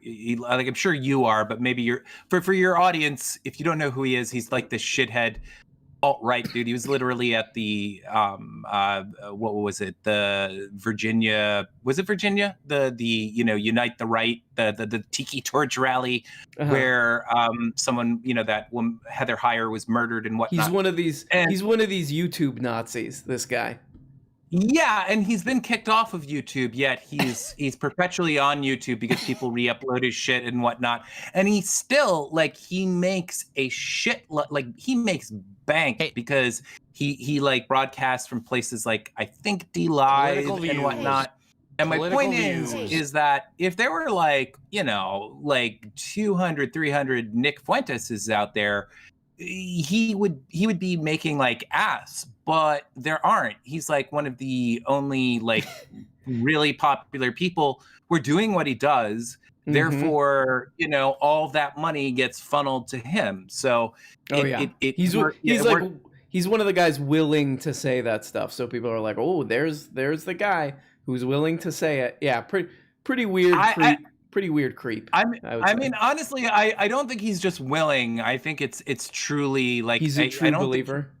I don't think he's sort of like a Ruben or a Tim Pool who maybe, I mean, like, I think both Ruben and Tim Pool do believe some of what they say, but I think some of what they say is just bullshit. They're like, okay, what do I have to say to appeal to these idiots today? What do I gotta say to keep my skate park? I gotta whatever. Yeah. I can feel his claws just dug into that skate park at all costs. Vadim, I'm gonna flush you for a second, but I'll bring you back. Sorry. Vadim's got a lot to say and we love it, but I want to hear from Chipford. Hello. Oh, she's back. Chipford. Yes. Chipford. So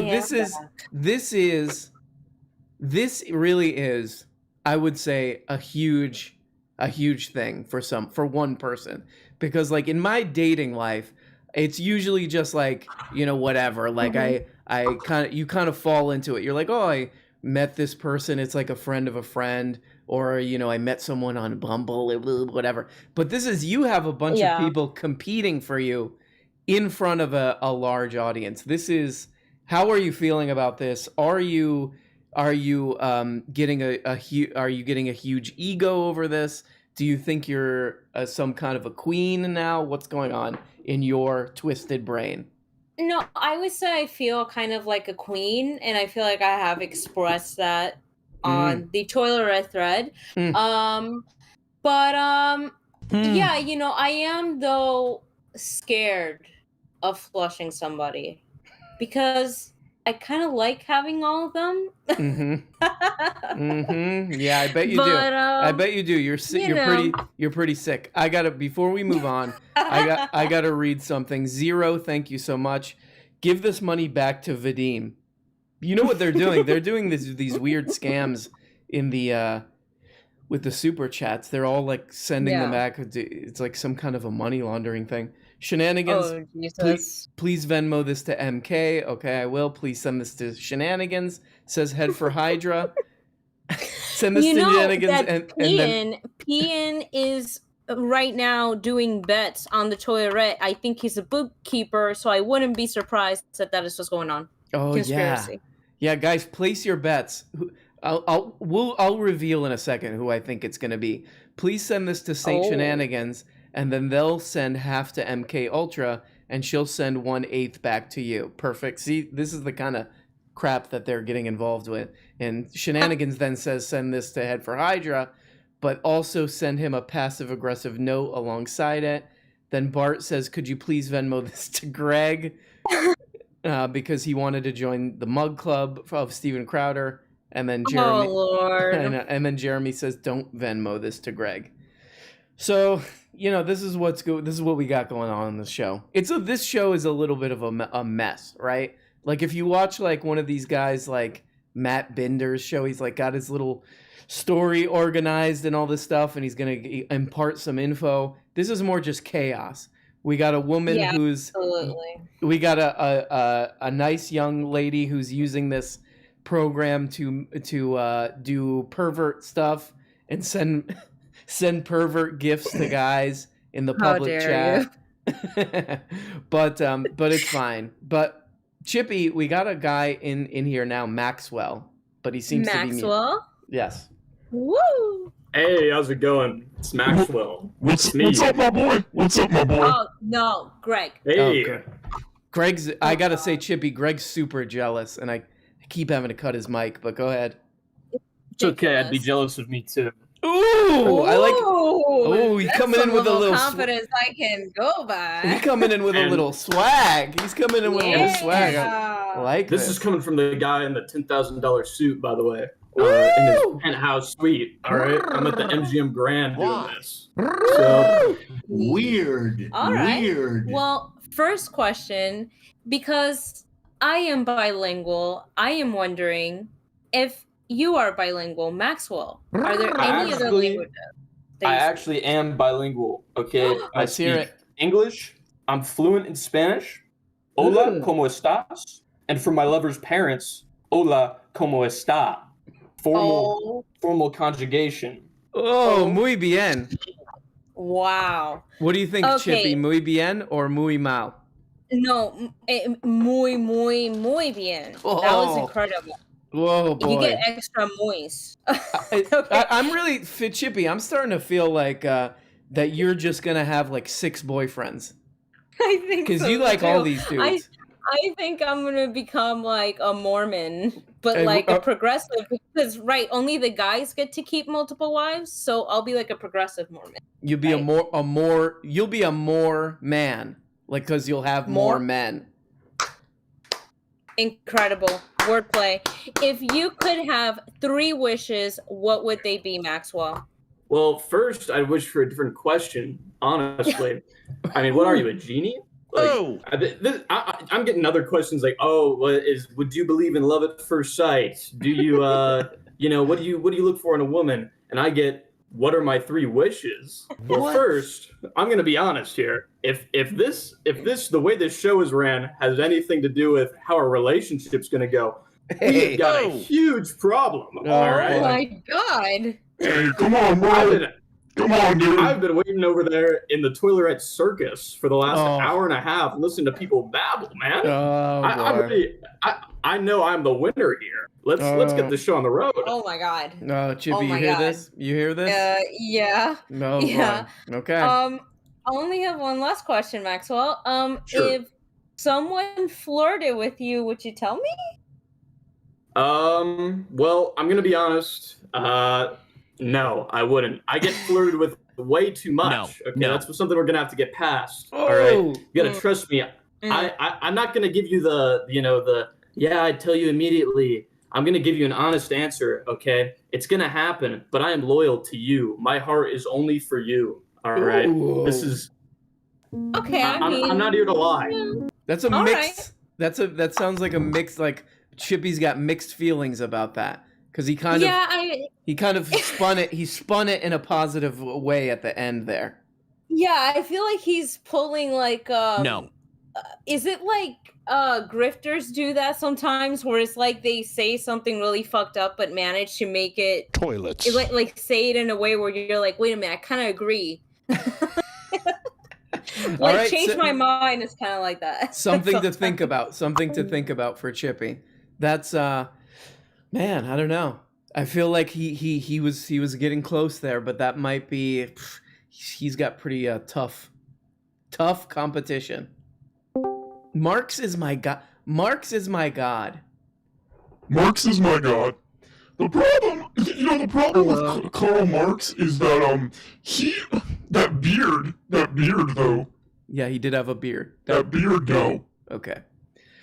That's all Greg knows about Karl Marx is that he had a beard. Sorry about that, Marx. What's going on with you? Oh no, it's all good. I just well, what can I say? I love Karl Marx.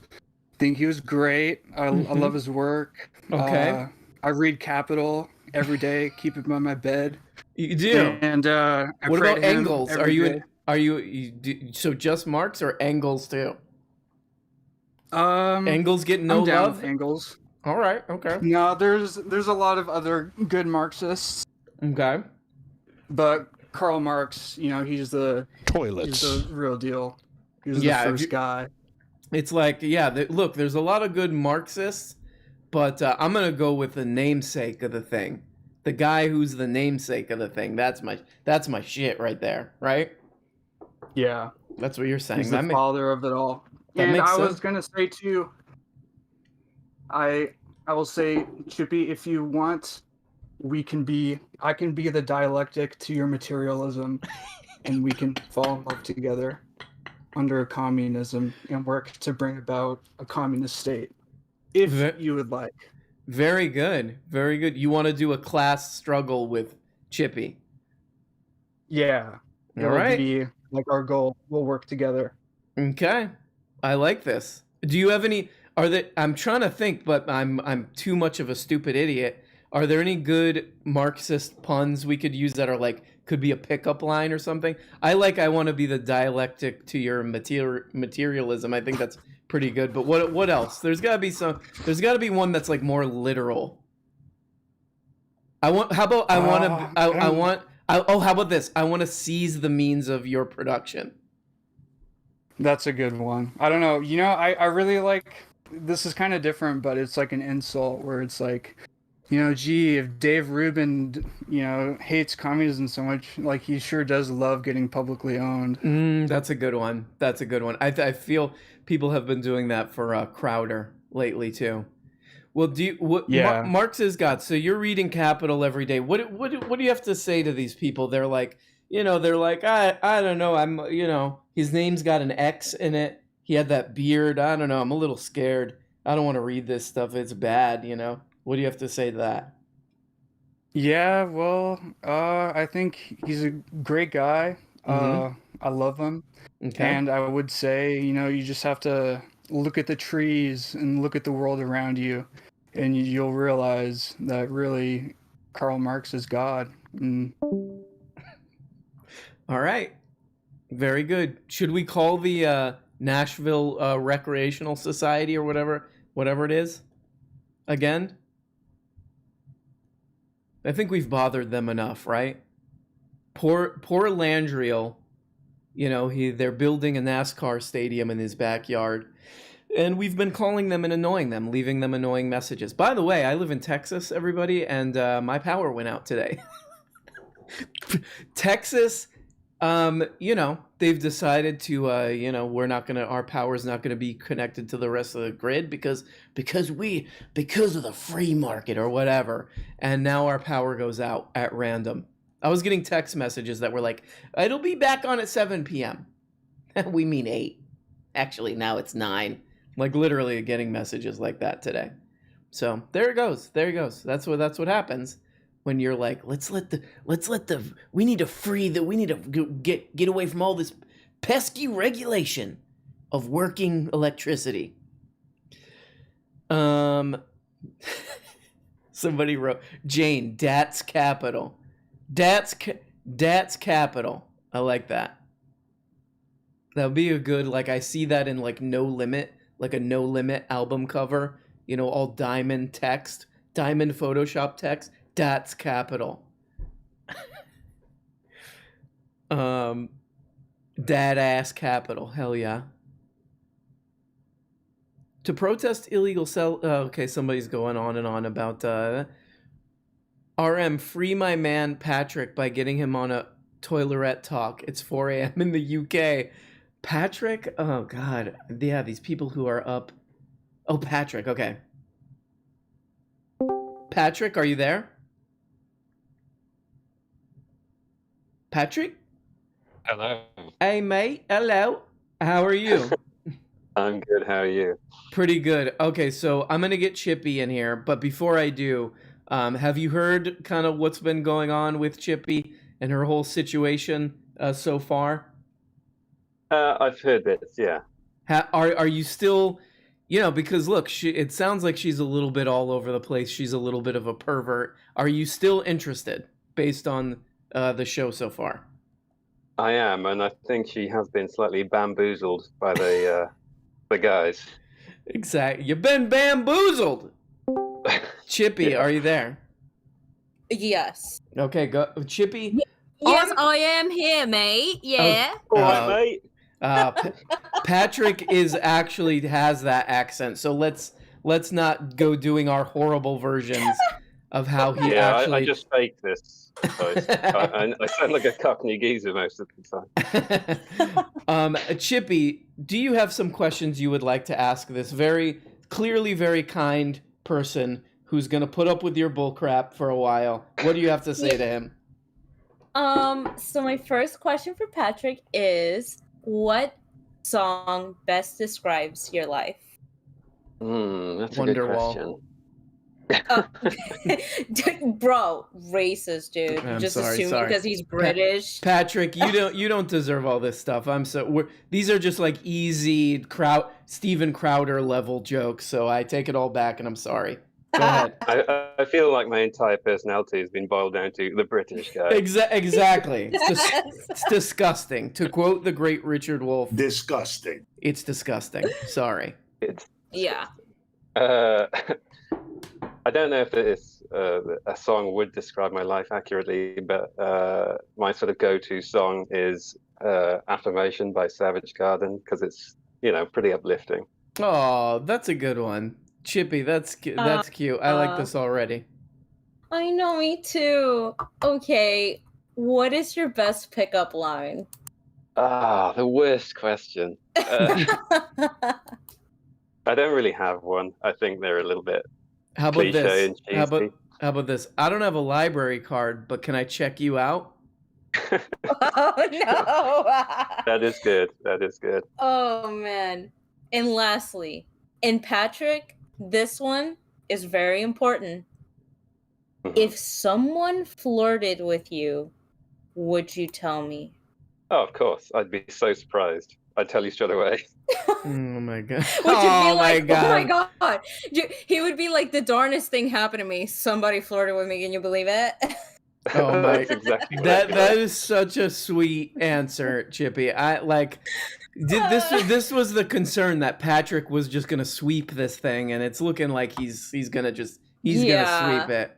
I mean, you know what's the crazy thing though is that if let's say he came to the States, right, and Mhm. somebody flirted with him, I would be like, yeah, expect it because of the accent. I mean, hello. Well, he's It's handsome. palpable. I mean, we can both see his video. He's handsome too. Yeah, that Sick. beard is rocking. Sick. Yeah. It's unfair. All right. Well, Chippy and Patrick, you got a lot to think about, right, Chippy? Yes, I do. It's a lot. This is a lot today, but I feel like I have made my choices, but there's still some boys left. So Chippy's enjoying this too much. Chippy is truly a true queen. A true queen. Let's get somebody else in here. Hey, Shenanigans, are you there? Shan? Hi, I'm in here. Hey, what's... Shenanigans. Wow. Now Greg's having mic sensitivity issues. Vadim is only going to stick around for 5 more minutes if you wanted to pull him back in. Oh boy, Vadim hitting Figured us. I'd let you know. Vadim hitting us with the time limit thing. No. He's being a polite person, and he's just like, shoot, I might want to go do something. Hey, Vadim. Oh, Vadim. Yeah, what's up? Vadim what's up, bro? Am I back on? Am I live now, or You what's are happening? you are live, and one of the let's just say one of the show's producers basically has said that to get you back on, because you have a time constraint and you want to fire some things. You want to fire some last shots. No, I have no shots to fire. I mean, there's one thing that I can say. I just, I was, I mean, I didn't realize that I was flushed as quickly as I was. So that's fine. You know, those things happen. I was told just to hang out because they were like, oh, he didn't mean to flush you. So stick around and he'll flush you at the correct moment. Vadim, But I actually have something to ask you. I don't know if you hear this, but we're kind of doing at the same. There's a parallel show going on, which is a young lady has kind of she's sort of taken over this show where she's using it to like try to meet a dude, just kind of a, you know, what would we call it? Just creeping around for dudes in the Discord. This woman Chippy, and a lot of these guys, she's asking them for pickup lines. Do you have any pickup lines, or do you have anything that like you would give these guys to say to try to like win Chippy's heart and win Chippy's hand in marriage? I think my favorite pickup line. I mean, it depends on the preferred gender choice of the person that you're talking to, of course. Mm-hmm. But given that they like men, I always like, you know, I have a penis. On that note, Vadim, you're getting officially flushed now. Oh no! How about this one? There's something wrong with my phone. It doesn't have your number in it. That's pretty. I'm feeling that. I'm feeling that one. I gotta be honest. I'm feeling that one.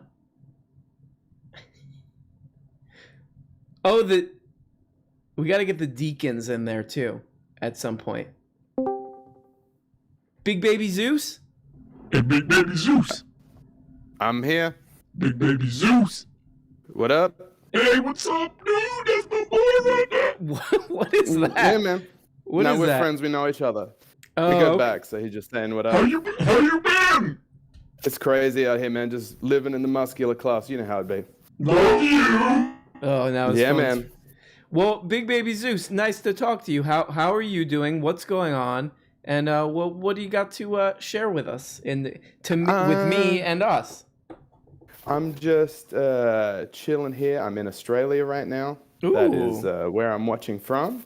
So Very it's around nice. lunchtime. Just having a bit of a lunchtime RM. And I love that. feeling pretty good about it. Oh, what else? Super caffeinated. It's a good day. What do you It's a good drink? day Are to we be going? Are we going coffee? Are we going tea? Are we doing some We're weird talking- matcha? It's all French press. I got a whole French press of coffee, and I'm just getting through it bit by bit. Are you a cold boy or a hot boy? I start out for hot boy, but if I turn into I'm not going to complain if I'm getting confronted with a bit of cold boy action. I can take it. I love this. You know what? I want to. A lot of people come on the stream and they kind of they trash talk Australia. I don't know why they do that, but you seem nice. You seem cool, and I want to visit Australia. Or do you not like it? You're trying to get out of there. No, I like when you say. Do you mean people that aren't from Australia trash talk Australia, or Australians come? All of them. Everyone universally. People who live there. You know, they call in. They say they don't like it. They want to get out. Then people who've never even been there. People who can't point it out on a map. They're all just jumping to trash it. Just trashing us. Well, look, we're the punching bag for the world. You got to fill that role. You know, we're like the heel. You got to take it. But exactly. I lived in America for 5 years, and after that, I really appreciate Australia now. I bet. I've just gotten, and I feel for all of you. It is a nightmare out there. Can you get me over there, please? I can. Well, they legalized same-sex marriage, and that's the quickest way to do it. So, and it's pretty easy to sponsor a spouse. It'll cost us about. If you're down, I'll do it. And we'll be I'm down. We'll be marriage partners. I'd love to be marriage partners. That's I the do. official title we have here in Australia. You have to say marriage partners. It's Well, in the what- Constitution. Well, we're definitely gonna figure this out. Well, what else do you? I always do this. I derail. You probably have something far more interesting to say, and I just derail it. But what do you got? I had next to nothing to say, so this has been very, very good. It's just, I just want to say I'm out here flushing toilets. They're going the other way down here, but I'm still flushing them. Have you Big heard respect Zizek? here. Have you heard Zizek talking about toilets? Is there any truth to that over in Australia? What's Zizek's hot take on our He's toilets? like you could tell about a country. You could tell about their ideology from the toilets. So if your toilet water spins the other way, what does that say about the Australian ideology? Oh man, look, when you're right, and you got to hand it to Zizek, my boy Slavoj. He's nailed, because we're all twisting around the other way here. That's when we look down at the toilet, we're like, I don't know how to think. Left is right, right is left. What's going on? Ziz, he's got it right. He's always got it man. right. Old Ziz. Respect to him. Well, Big Baby, it was good talking to you, my future Absolutely. my future life partner.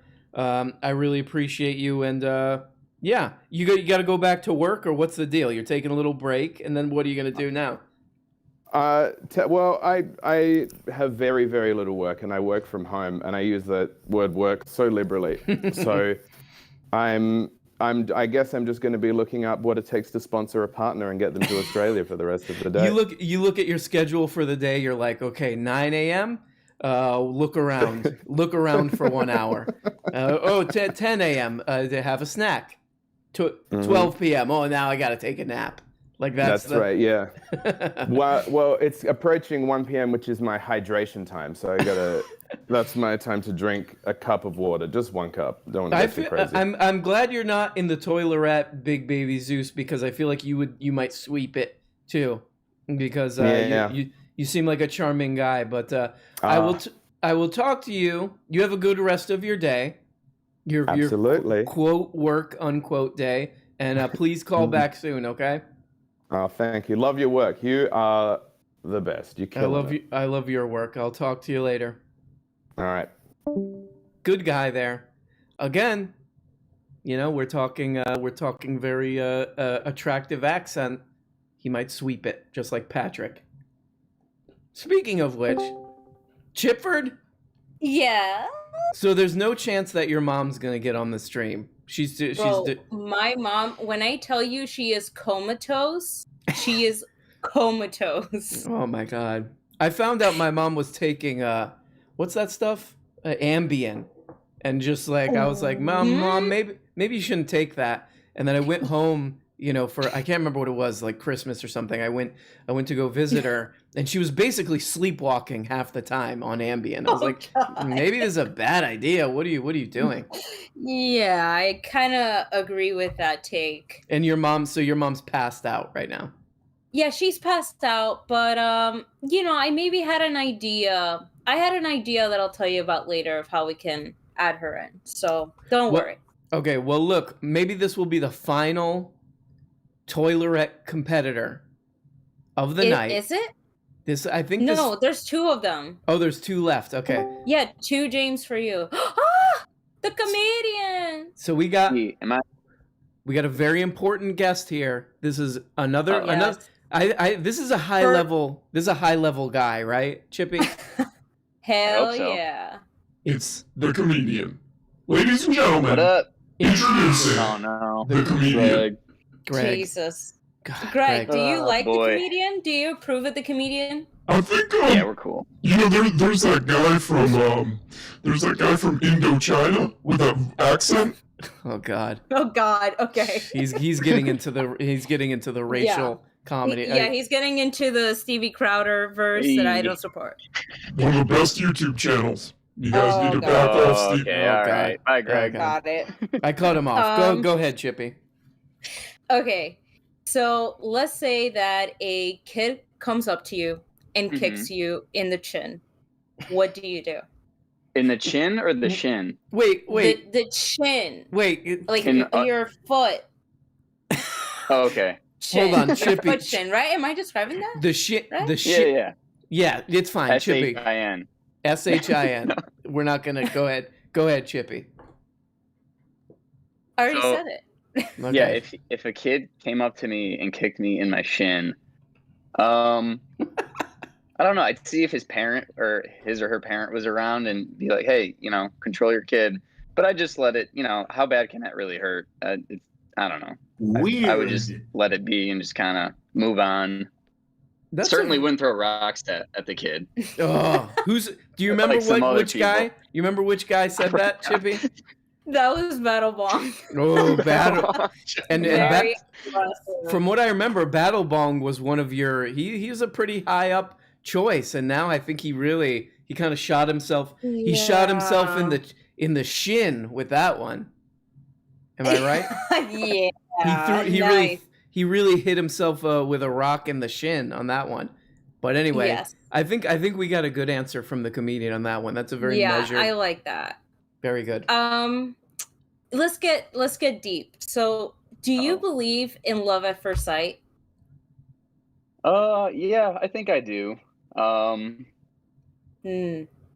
It's a fickle thing, love, but I do think you could fall in love at first sight for sure.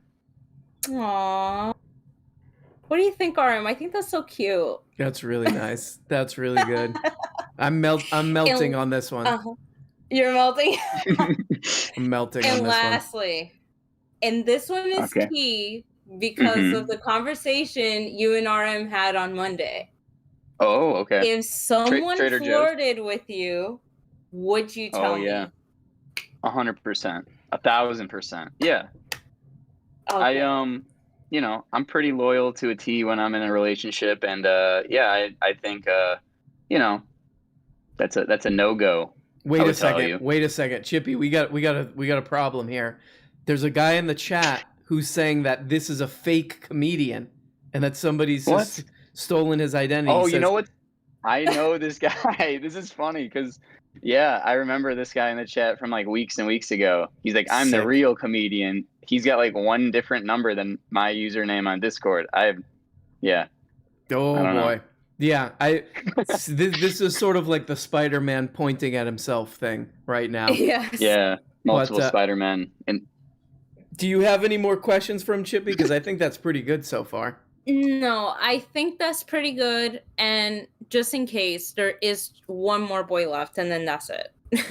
You know what? Why don't we just... Who's the final boy? To James for you. I mean, the name is pretty good, like right off the bat. Yes. And now, ladies and gentlemen, next on the toilet we have. Greg, go ahead. We got James for you. James for you. What up? Oh yeah. How's it going, Greg? How's it going, RM? What up? How are you? Thank you for joining the Toilet Here, I competition. got my pineapple swag. Woo! Bring the heat. Damn. Chippy, I got another possible pickup line. You want to hear it? Yeah.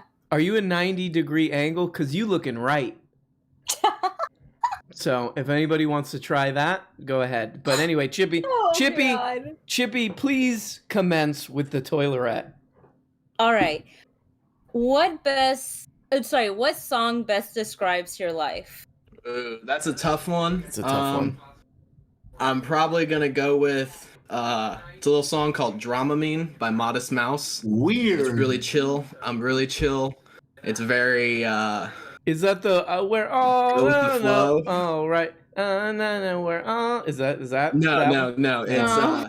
it goes, pardon my terrible singing, traveling, swallowing, Dramamine. Wow, sounds pretty Looked good. At your na na na na na na. Yeah. Pretty good singing Nice. voice. Pretty good singing, Chippy. Yeah, Okay. he could like lullaby me to sleep. All right. Next question. What are you looking for in a woman? Oh. Boy. Someone who's chill, someone who can put up with my slacker tendencies. For real? And just, I'm not a big person who likes to go out, so someone who just likes to kind of chill, hang out, put up with my weird ideas and just dumb fart and toilet humor jokes. I laugh at everything, so especially fart jokes. I like that. I like fart jokes too. Oh, What's your favorite type of fart? This is very romantic, Chippy. This is going in a very romantic and very, very sweet direction. Okay, go ahead. Yes. Okay, the last question, and this is important. If someone flirted with you, would you tell me? I think it depends on the degree of flirting. So like if someone was like straight up hitting on me, I'd probably be like, oh my god, this person's hitting on me. But if it's just like a friendly someone at McDonald's like said something to me, I'd probably brush it off and forget about it. But it doesn't happen enough, so I'd probably tell you either way because I get excited about that stuff. Oh, it should happen more because he seemed like a really cool guy. Oh, very sweet. Yeah. He might be being just modest. Remember when that other guy was saying that other guy was lying? This might be a false modesty situation. Oh no. Do you think he's like Richard? Or are you saying he's like he might be like Richard. Okay. Greg. Oh, okay, Greg. I mean, I'm sensing a lot of aggression coming from you, and I need you to just kind of like. Chippy, we all know who's gonna win this in the end. Oh, really? Who do you think, Greg? You know. I'm just saying, you know who it's gonna be. Why is he talking like that? I don't know, man. I don't know. Pretty He's something under his sleeve. Yeah, sick. All right, Chippy, go ahead. Sorry. Yeah, no, that was the last question. There it is. Chippy, you got a lot to think about. A lot of contestants here. Are you how are you feeling about this? Or is anybody like rising to the top of your list, or what's up? I mean, yeah, there are a couple that are on the top. But there is one person I do feel kind of bad for, and I don't know if you maybe wanted to give him another chance. It was Ryan. I saw that you kind of flushed him, but maybe we could give him another chance. Ryan! Now, ladies and gentlemen, returning to the toilet is Ryan. Ryan! Oh, looks like he unmuted himself. Ryan, can you hear us? Rion, are you there? This dude's got audio problems. Oh Lord, yes. Ryan, oh, man. No, Ryan. What if think about this, Chippy? What if Ryan is like the perfect guy, an accent like Patrick, and a sense of humor like the comedian, but he can't get his stupid dumb audio to work. The problem is that he could be perfect, but if he doesn't take a part, he will just be flushed. This how Greg gonna sweep in, you know? Oh. Jeez. He's Jesus. I gotta fix my codex. My codex is here. Lord. Oh God, he keeps chiming in. Well, Chippy, look, we gave Ryan a real chance. We're just sitting here. Let me see. Maybe see if he's muted or something. Oh, Ryan stepped away into the ladies. He's in the bathroom. He's in the bathroom? Okay. Well, Chippy, look, maybe we'll get him back on the next time we stream, okay? Yeah, I'll give him another chance next stream. But but look, only Rossi got for flush today. Do you want to keep this secret, or do you want to give us a behind the scenes look into your twisted mind of what do you think what are you thinking so far for these creeps? So far from my calculations that I have done. Mm-hmm. Okay. My Greg at the top. Greg at the top. Fine. My top 3 are the comedian. Ooh, whoa. Patrick and Landriel. And Landriel. Landriel sound like a really nice guy, right? Yeah. They all do. Coming in on like 4th is No Warning Shots. Uh-huh. And then right, down there, they're contenders are Battle Bong because of the kids thing, it was a little bit much. Yeah, that was he like it's pretty much all he had to not say is that, and he couldn't help himself. Yeah. 2 Unbelievable. James for you.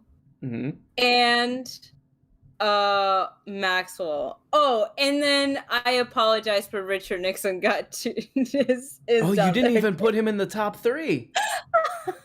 Oh, is he's not even gonna be top 4? This fool. I mean, You it don't was like a him. lot. You don't like him. He got a bit intense. I mean, I feel like if he calmed down a little bit, it'd work boy. out. Wow. All right. Well, Chippy, we're gonna come back on Monday, and we're gonna we'll basically see who goes to the next round. Can right? we do it next Wednesday so it fits for all the boys? Imagine if they did that on the network TV, like the Toilerette, like the Bachelorette is like, I can't make it. I can't make it. I got something to do. I gotta That'd be go. tragic. I'm I going. would Yeah, just be crying. Nobody likes me. exactly. All right. So whenever we can come back to do this, it's gonna be the next round, right? Yeah, next round. You're gonna eliminate a bunch of these and fools. yeah, guys, please, the boys are gonna post their drawings, and let me know if you guys would like to vote on them or not. But if not, I'm gonna have the boys post their drawings on the toilet. All right, Chippy, we get it. All right, Chippy, that's enough. We get it, Chippy. They're gonna post drunk. That was kind of mean, but whatever. Chippy gets it. Let's give one final last call. You have reached the administrative office of the Fairgrounds in Nashville, Tennessee. Our office is now closed. Our normal hours are Monday. I was waiting at the thing speaking into the phone when you guys were talking. That's Ryan Carroll. That's you. Upcoming events or RV information, or Ryan. you would still like to leave a voicemail. Wait while I transfer your call.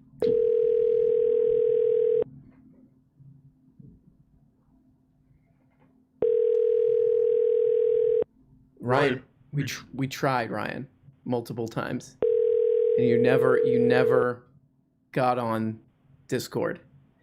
So now you do not get Chippy's hand. Maybe she'll bring you back in the next round. You have reached Christy Harris, Assistant to Director Laura Womack. Please leave me a message and I will get back to you as soon as possible. Thanks and have a great day. Record your message at the tone. When you are finished, hang up or press pound for more options. Yeah, hi, Kristen. This is Chippy. I just wanted to say, I'm repeating, do not build that NASCAR thing in not my neighborhood. I don't know if you've heard that saying. NIMBY. I would say NIMBY to the racetrack, okay? Again, my name's Chippy, and please don't do it. I'm really pissed off and worked up about it and foamed up, and I will talk to you on the flippity flop and the slip side. I still talk like that. Bye. Okay, so hopefully that will help. Yep, good job, Greg. Really good. And let's read some of these. People are still doing the money laundering scam with the super chats. Love how the gal who doesn't want to do poly wants a harem. Yeah, she is. I think that's where this is leading. Hey, are you gonna talk to Vet?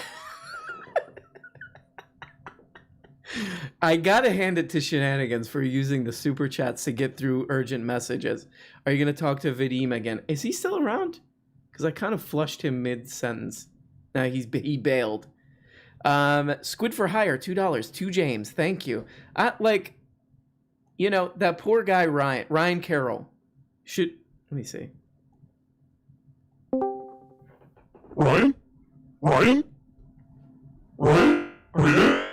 Are you there? Ryan, are you there? Ryan Carroll? This is like the third time we've tried to get Ryan Carroll on and he can't do it. Ladies and gentlemen, I'd like to welcome to the show a very special guest.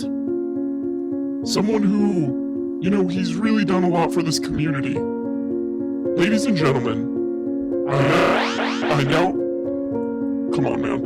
now pronounce the Deacons. The Deacons? Wow, that was so kind of you. Hey, Deacons, what's up? How are you? Good to hear from you. I'm working late, so I'm listening to the show, and I got nothing better to do, so sitting in the lobby waiting to see if I might get called in. All this pomp and circumstance, I'm humbled, brother. I think we're gonna go late tonight. It's already 10:30 where I am, and this is something that I want to say about you, Deacons, is that you have a playful energy to you. Do people tell you that? No, you're the first, but I'll take it. I mean, That I consider that to be one of the best energies, playful, and no one's ever told you that you have sort of a playful energy to you. I'm a bit of a stick in the mud. I'm a bit of a reserved guy, but you know what? I don't believe that for a second. I'm not believing that for a second. What's your zodiac sign? I'm a Cancer. I'm a crab. Cancer, that's right there, dude. That's the playful energy right there. Okay, that's the playful energy. The crab, because the crabs are running, they're like snapping with their little claws. They're fun. How great is it that crab rave as like an idea has now permeated our entire planet? You could find somebody in Mongolia and be like, crab rave? Oh yeah, and pull out their laptop. Crab rave, yeah, right? It's sort of weird. And what's weird about that too is, remember that what's that band, or what's the group that did Smack My Bitch Up? Oh, Prodigy. One of their album covers had a crab on it, so maybe I think they called it, because I was like techno Wait, that music. band was crabs and not people? It was a group of crabs. It was a group of crabs with turntables. Just like the presidents of the United States of America were all former U.S. presidents. Exactly. Exactly. Peaches with their peaches. Peaches and cream. So, buddy, I gotta ask you. I've joined up as a producer, and I gotta say I'm loving it. But how can I help you enroll more producers? What can I do for you to get more people on this hype train? This is almost like too nice. Like I'm gonna start crying right now based on what you're saying. That's so nice. I mean, look, I'm shocked that there's any producers, to be honest. Like, people are so kind to, like, put money on Patreon or whatever to, so that I can, like, keep doing this is very, it's unbelievable. And you too, Deacons, unbelievable. Oh, I think it was awful kind the way you wrote out my name all handwritten and you made the S in Deacons a $sign. That's definitely appreciated. I love that I'm a $sign, but, I think I've talked about this before. I do miss having the producers like names read in like a silly voice. So I'm absolutely curious. How would you read my name? Like, what is my silly voice to you? What would you be? Hold on. You know what? Actually, it's weird that you say that, because check this out. If you're watching, well, you might have a delay. Yeah, there'll be a delay, but I'm watching. Pop off. Let me see. Where is it? Let's see. The Deacons, Laura Septique, Tonke, Chris Garcia. Did you see that? I saw you push your hair to the other side. That's pretty cool. I actually put together, because I was going to start doing this, like doing a quick section with the producers on the stream, and this is how I read it. I'll reenact it. The Deacons? The Deacons? Sort of like that. All right. I love that. Like, I was definitely crestfallen when I realized that somebody had already beaten me to the denigrating your dude drop. Like, I love that drop so much. And while we're on the subject of drops, there are a lot of drops that have kind of, fallen by the wayside, right? That have kind of gone out of style. You ever think about bringing those old drops back, maybe dusting off Hanging and Banging or one of the old classics? You ever see that thing in Las Vegas where it's like all the old signs, they retire all the old signs and they're just rusting in the desert? That's where the drops go. You just see these all giant, the rusted, discarded drops forsaken in the desert. Yep, they're all sort of rusting. The sand is they're filled with sand. They're kind of falling apart. That's what it is. They're out there in the middle of nowhere in the desert. Well, And that way the denigrating drops our dude. are like us, right? Because we are ourselves also decaying in this desert wasteland that is America. Whoa, you're you know? getting into some existential stuff right here. But wait a second. Greg says he wants to try reading your name. Yeah, I want to try. I think I can do it. He wants to try doing the name. Go ahead, Greg. Go Give ahead, it your Greg. best shot. Go off, Greg. Oh my God! Jeez. Oh God. Okay. Postmodern as hell. Jeez. I didn't realize you were a cultural Marxist there, Greg. Well done. Sorry, dude. I got codec. There's a codec problem on my computer. He keeps saying that he's got codec problems. Greg, what is a codec? It's for the drivers. You gotta install the drivers. Yeah, that's like a non-answer. Anyway, sorry, Deacons, but No, that was perfectly appropriate, and you definitely kind of helped me live that vision of having my producer credit named Red. I'm also curious, speaking about like old things Deacons. running in the desert, Mm-hmm.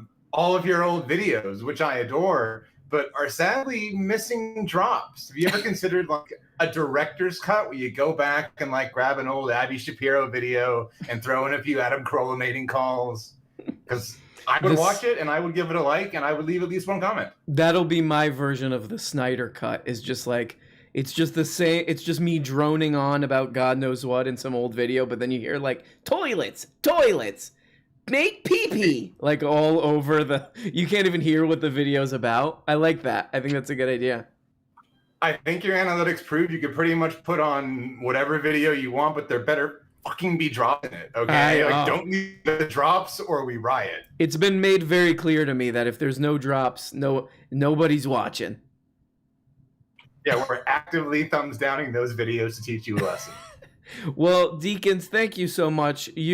First of all, I also got to say, second of all, actually, that you have a great voice. You should consider doing some kind of radio thing or voiceover work because great voice, playful energy, and an extremely nice person. Now, Deacons, look at you, Captain Compliments over here. We salute you, Captain Compliments. Thank you for your service. I love you, Deacons. I'll talk to you soon. Flushing toilets. Flushing toilets to you as well. And guys, you know what? Let's read some of these godforsaken chats that people are putting. People are saying they want to give Ryan another try. Actually, it looks like Ryan bailed on the whole thing. He's not even in the thing anymore.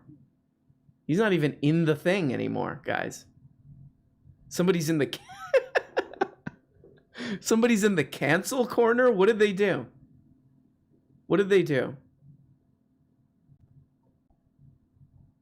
Shenanigans? Hi, RM. How are you doing? What up? I have to ask you something because you kind of know all the behind the scenes workings of this thing, especially the Discord. What did that guy do to get in the cancel corner? There's someone in the cancel corner. Oh, it's just that they were not active for a long enough period of time. Oh. Actually, you know where they were? Where? Big Baby Zeus was in the green room, I think. Oh. And that's why they're deafened. Oh boy.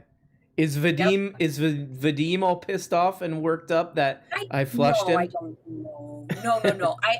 So I did the chat thing. Sometimes I do the super chats. Sometimes you see them when they're scrolling. Mm-hmm. And that was the best bet because when you read it, you had already had him on and he was gone again. Oh boy. Wait, hold on. This is an important one from Schwan. Schwan, I see that you're in the green room, by the way. You will be on in a second, okay? Schwan asks, he says, I need advice. I'm starting a job as a server tomorrow. Davey High? Schwan, are you saying that you're going to be Davey Pac-Man level high at your job? Advice for a server. Shenanigans, do you have any advice for a server? I mean, I would say you have to... I've done a lot of... Sorry. No. I've done a lot of customer service type stuff. I've also done a lot of talking to strangers, knocking on doors, doing that sort of thing. Yeah. Just going around your neighborhood, knocking on doors, saying, "Hey, what's up?" No, not of my own accord. Can I come in? That's what I do in my neighborhood. I knock on all the doors. I'm like, "Can I come in there in your house?" And they're like, It's what? funny that you say that, because apparently when I was a very small child, according to my mom, I don't have any memory of this, but she says that I did this, that I knocked all the neighbors' doors and I met all of the neighbors. Oh, that's nice. When I was like 6. That's a good Yeah. little kid. Little kids can get away with that. They're just like, when you're a little kid, you can kind of just do whatever you want. You can break all social barriers, and people are like, oh, yay, a little kid, you know? Oh yeah, and it was the kind of neighborhood too where everybody like looked after each other. I what's have a few things to talk with you. Well, but can we first hit up Schwan? What's advice. Okay, so yeah. the advice that I have for Schwan is that you want to sound confident, you want to be yourself, and try to sound like you're having a good time. You know, people There like it that. is. People like talking about themselves. If you can, look up ORS, active listening skills. Mhm. Super duper helpful. You will get crazy tips. That's pretty much what I was gonna say. You just have to kind of you got to kind of entertain yourself. You got to have make it fun. If you're if you're having fun, then whoever you're serving, I don't know if that's the way. Whoever you're encountering they'll be having fun too. So we'll talk more about this, Schwan. But anyway, shenanigans. What you got some things on deck ready to fire. So let's hear it.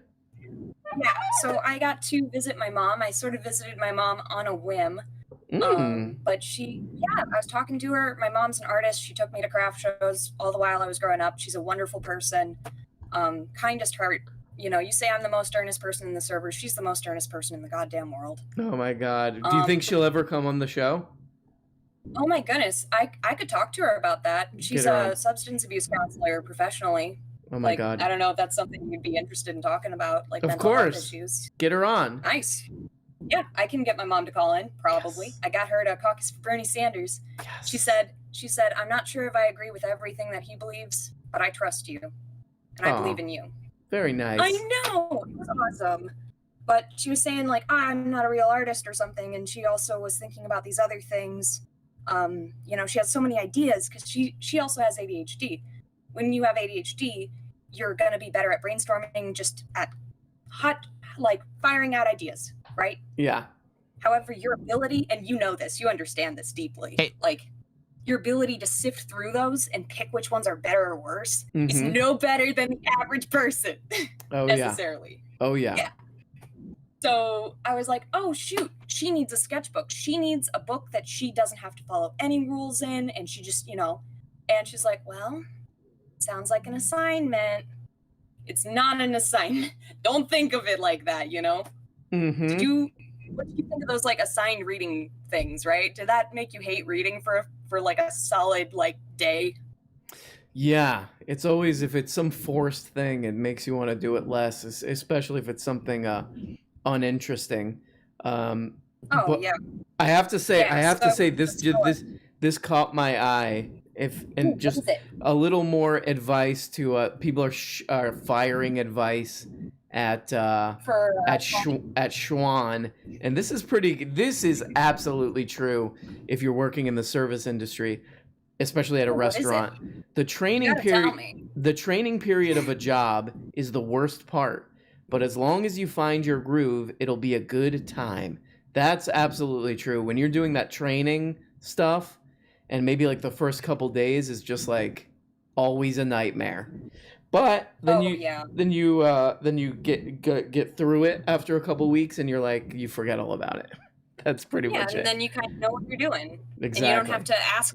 You don't have to be like, I will answer that, and I have to go ask somebody else. Exactly. All that having to ask somebody else stuff gets a little tedious. Oh yeah.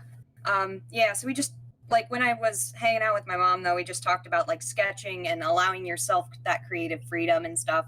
It was a very nice moment. And I was super assertive about it. I was like, Mom, I am getting you a sketchbook. Here are the things that I know you're going to need because I know your creative tendencies.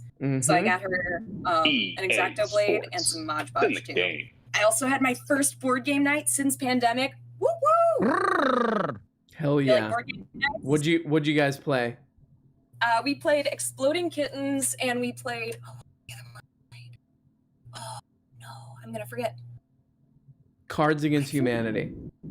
Wasn't Cards Against. It wasn't that basic. It was something cool. But yeah, no, Exploding Kittens was the most fun. The other game, ironically, actually, I forgot the name of the game that I won, but I lost Exploding Kittens, and I lost the most you can lose at Exploding Kittens because I exploded first.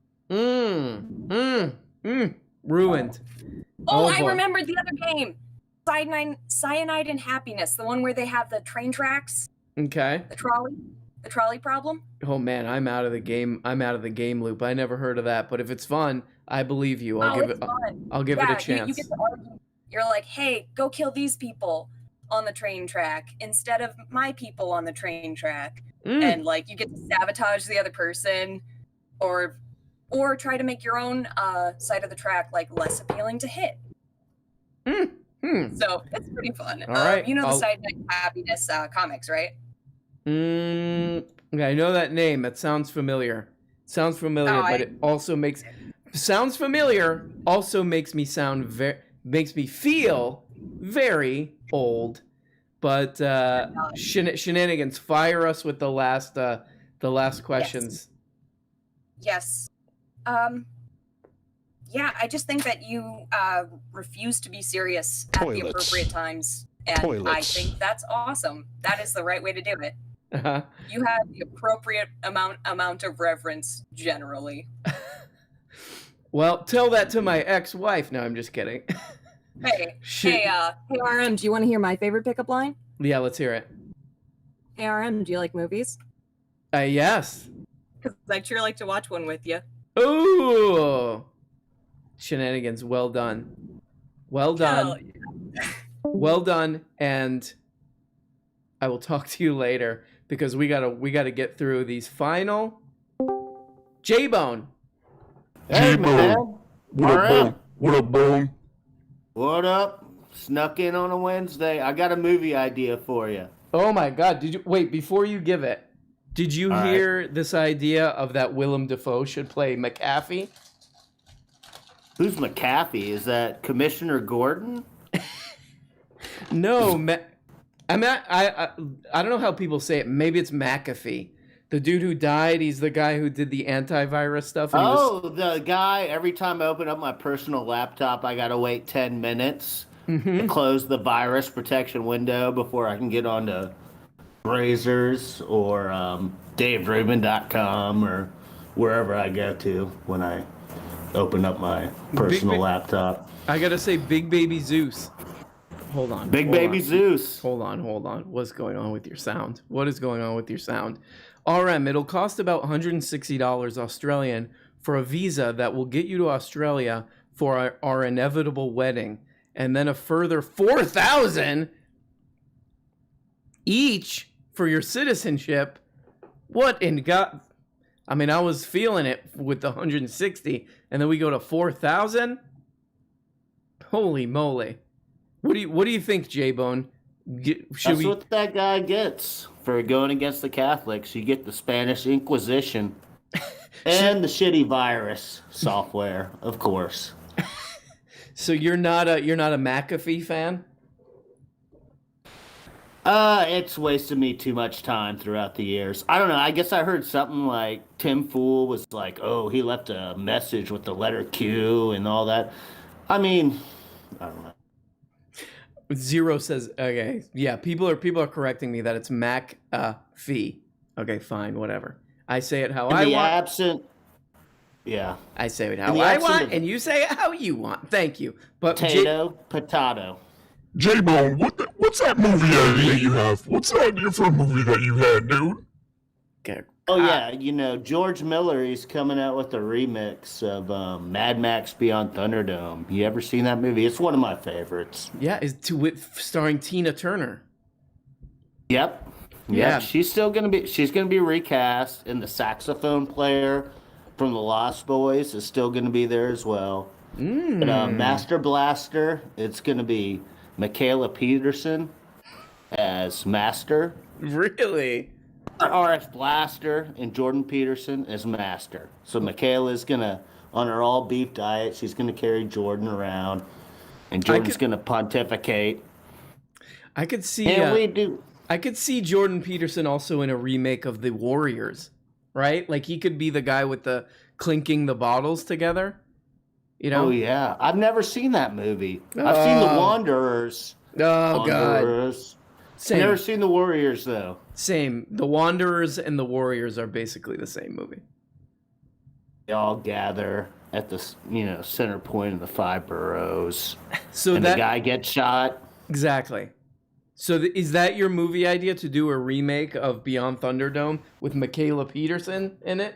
Michaela Peterson's carrying around her dad, and her dad's just going, well, the pig methane, you have to understand that if we do not get this out of the ground, there will be chaos.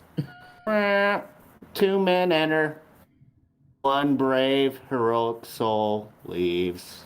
What if it's... I could also see Jordan Peterson playing like Jeremy Irons in Die Hard 3. You know, he's the guy who's making Bruce Willis go through all these jump through all these hoops and stuff. Put up that sign in East Harlem. I can't do a Canadian accent. Why don't you put up that sign?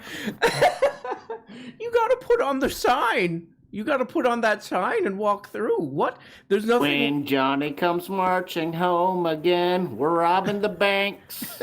We're robbing the gold. Oh my God. Well, J-Bone, I'm going to try to run through some more calls. I will talk to you later. And let's hear from two more beautiful people. And sorry to everyone who, I cut off, but I want to get everybody in there. Yeah, no, you just like that feeling of power. I could cut people off, dude. I could cut Greg, I cut people Greg, you're one off. to talk. Jeez, Greg, you're one to talk. Yeah, you're the one to talk. digitized cunt. You little jerk, man.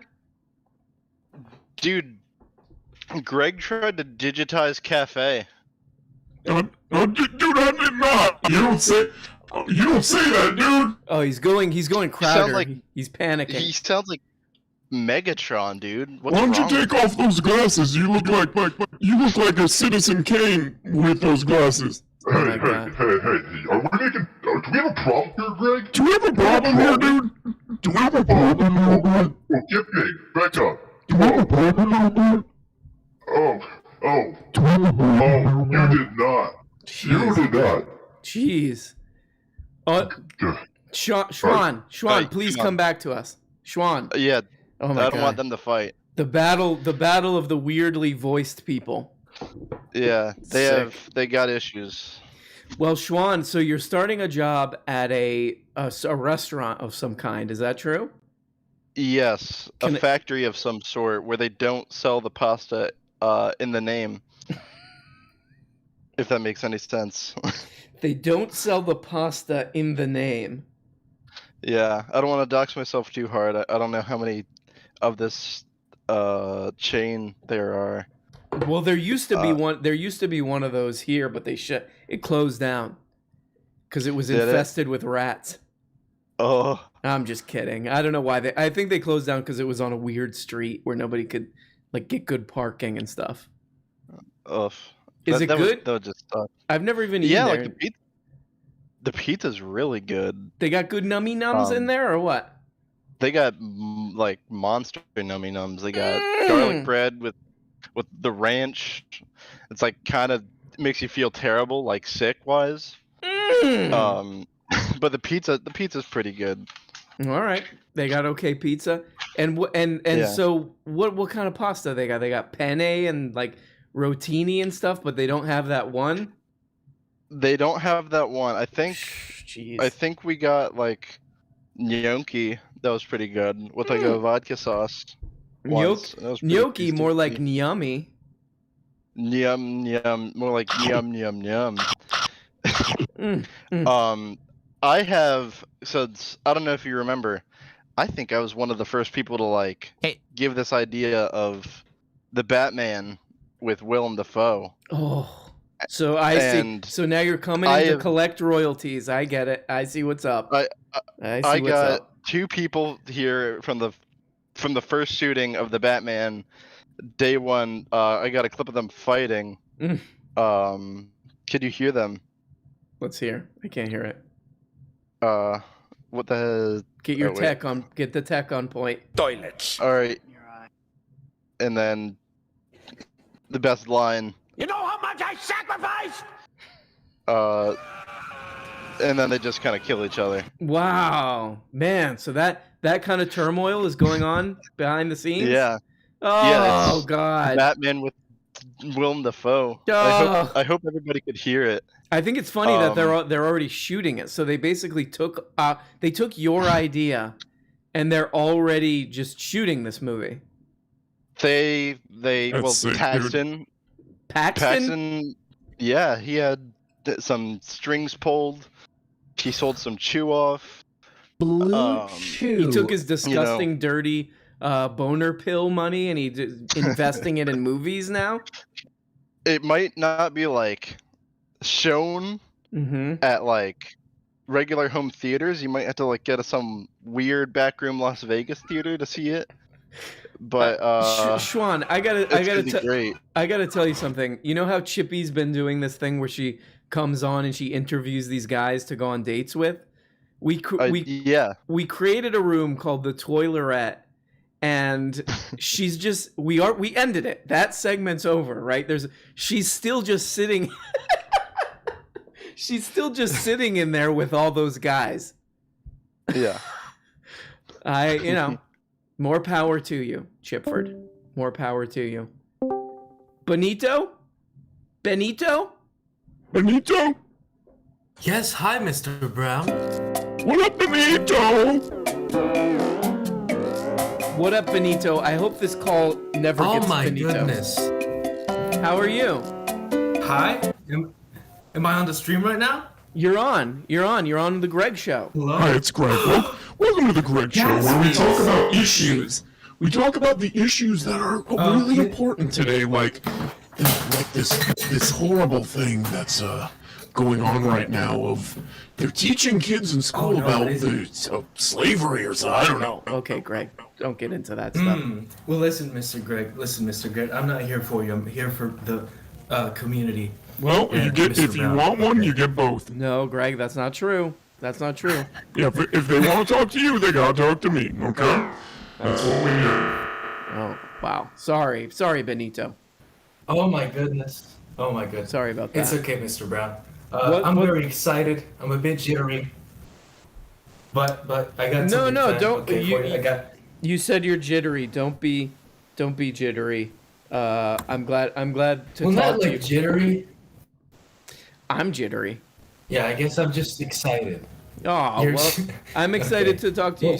You sound All very right. very nice, and I'm sorry for all that nonsense in the beginning there that kind of throws off the flow of the don't worry. conversation. You know what I mean? Listen, I'm an old man when it comes to technology as well, so I get it. Well, Benito, what's up with you? What do you got to tell us on the program? Yes, tonight? Mr. Brown. Okay. So first, I'd like to play a little something on my piano. Yes, please. And I'd like to dedicate it. Oh yes, I'd like to dedicate it to Crispy, which you guys definitely don't know who they are. Mhm. And I'd like to dedicate it to myself and to the audience as well, Aw. and to you, Mr. Brown. Yes, let's hear it. And Chippy as well, because yes, okay. She here it is, deserves here it. Yeah, let's hear it. Do you hear it? Do you hear it? Yeah, sounds good. Okay. Do you hear it? Great. Yeah. I'm gonna turn it up. I got it too. I can hear it, dude. Sounds good. Sounds good, just like my kids. Oh God. Go ahead. I'm gonna play for you a chord. Let's hear it. Ooh. That's beautiful. Oh yeah. Boogala Moogala. That was amazing. That sounded good. So that's it for my piano part. Now to the next part, which is that I have an idea that I don't know what to do with. Mhm. Okay.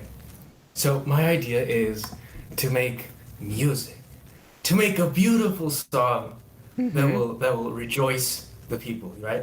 Yeah. But I'm like a bit, darn diggity dang, because I just realized that I need to learn more about music to make a full song. What? No, you don't. You Yeah. don't need to know nothing. You don't need to know nothing about no music to make a song. Some of the best music Yes, out I do. there. You got it. So you got to learn more. You feel like you got to learn more in order to get this song. Yeah, I pumped feel out. like I do because what I could do is just like stick up 2 chords that sound really nice, right? And then that's my chord progression. Then I could mess around, and then make a melody. But then it would be too hard for me because I wouldn't know how to connect those things. So I think I need a scale for that, right? And I'm not that good at using scales. Yeah. Benito, Yeah, it sounds so like you need to get there's one of that. those. You need to get one of those books that has like the chorus, or what is it called? The melody wheel or whatever. You need to get the chord progression wheel. Oh, the circle of fifths. Go get the circle of fifths. Go get That's the what it's circle of called. fifths, and then write us. How about this? Yeah. Will you write like a soundtrack song for Willem Dafoe's Batman? Ooh, okay. I would theme it. If I were to do that, it would be a doom jazz. Yeah, exactly. A doom jazz soundtrack. Get some doom jazz Yeah. in there. Hell Or- yeah. Yeah, get some doom jazz in there, but also some synth punk. Right, love yes. that. Yes. And some post punk in there. Yes. And then get some cinematic sounds like that, right? Cinematic sounds. That's perfect. Benito, I think you got the perfect soundtrack planned. Doom jazz and post punk. What was it? Some post punk, and then what? Some punk, Post-punk. and then some synth punk. Synth punk. Okay. Oh, yeah. I can't wait Oh, to yeah. hear this soundtrack, Benito. Will you come back next week and play But some okay, music? miss- Play some for us. Oh, I plan on doing that. All right, I'll But, put you. miss- I'll so put you on leave the you top off. of the. I'll put you on the top of the list. Oh, I appreciate that so much, Mr. Brown. All right. But Mr. Brown, Yes. one last thing before I am honorably charged with the crime of being flushed down. Well, not Yeah. it wouldn't be crime; it would be more or less punishment. But so I have a question. Yeah. And my question is, how do I become involved in local politics and local government, or government as I like to call it? I mean, there's so many ways. Like, originally I was going to say, depending on your politics, like, I think most people's go-to answer is, like, join something like the DSA, if that's, like, aligned with your politics, because they do, like, a bunch of different stuff. But, like, for me, like, I've done stuff, like, for a bunch of different random organizations, including, like, like, knocking on doors for stuff, like, whatever, I would say just like whatever you can do, like if you have time. Like I would say, yeah, like an organization like the DSA is good because they'll like tell you where they need help and stuff, So that would be that'd be my suggestion. Okay, got it. All right. Oh, sorry, Benito, I flushed you because it is very late and I'm cat sitting. I forgot maybe. Let me see if I get one of these dirty little rats. Oh. They're both hiding. Shenanigans, thank you, Shenanigans. And I want to get a longer conversation with Shenanigans eventually. Had to cut it short because we had a bunch of people on. Shenanigans says, "Oh, wee wow." And Baboon and Z Buddha says Baboon S3X. Baboon S3X. Oh, Baboon. I see what you're doing. Z. You sicko, you. Squid for hire, thank you. And guys.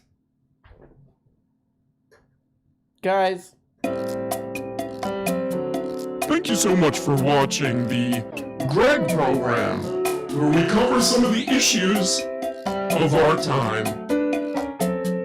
And before we go, thank you for watching the program. Chippy's trying to find a boyfriend. Chippy's still in that room. Chippy's still in the toilet room. Chippy's still talking to all the guys. It's just her and like 7 guys. So thank you to the Chippy, and thank you to the Toilerette Chippy, and all the guys competing for Chippy's love. We will see you next week.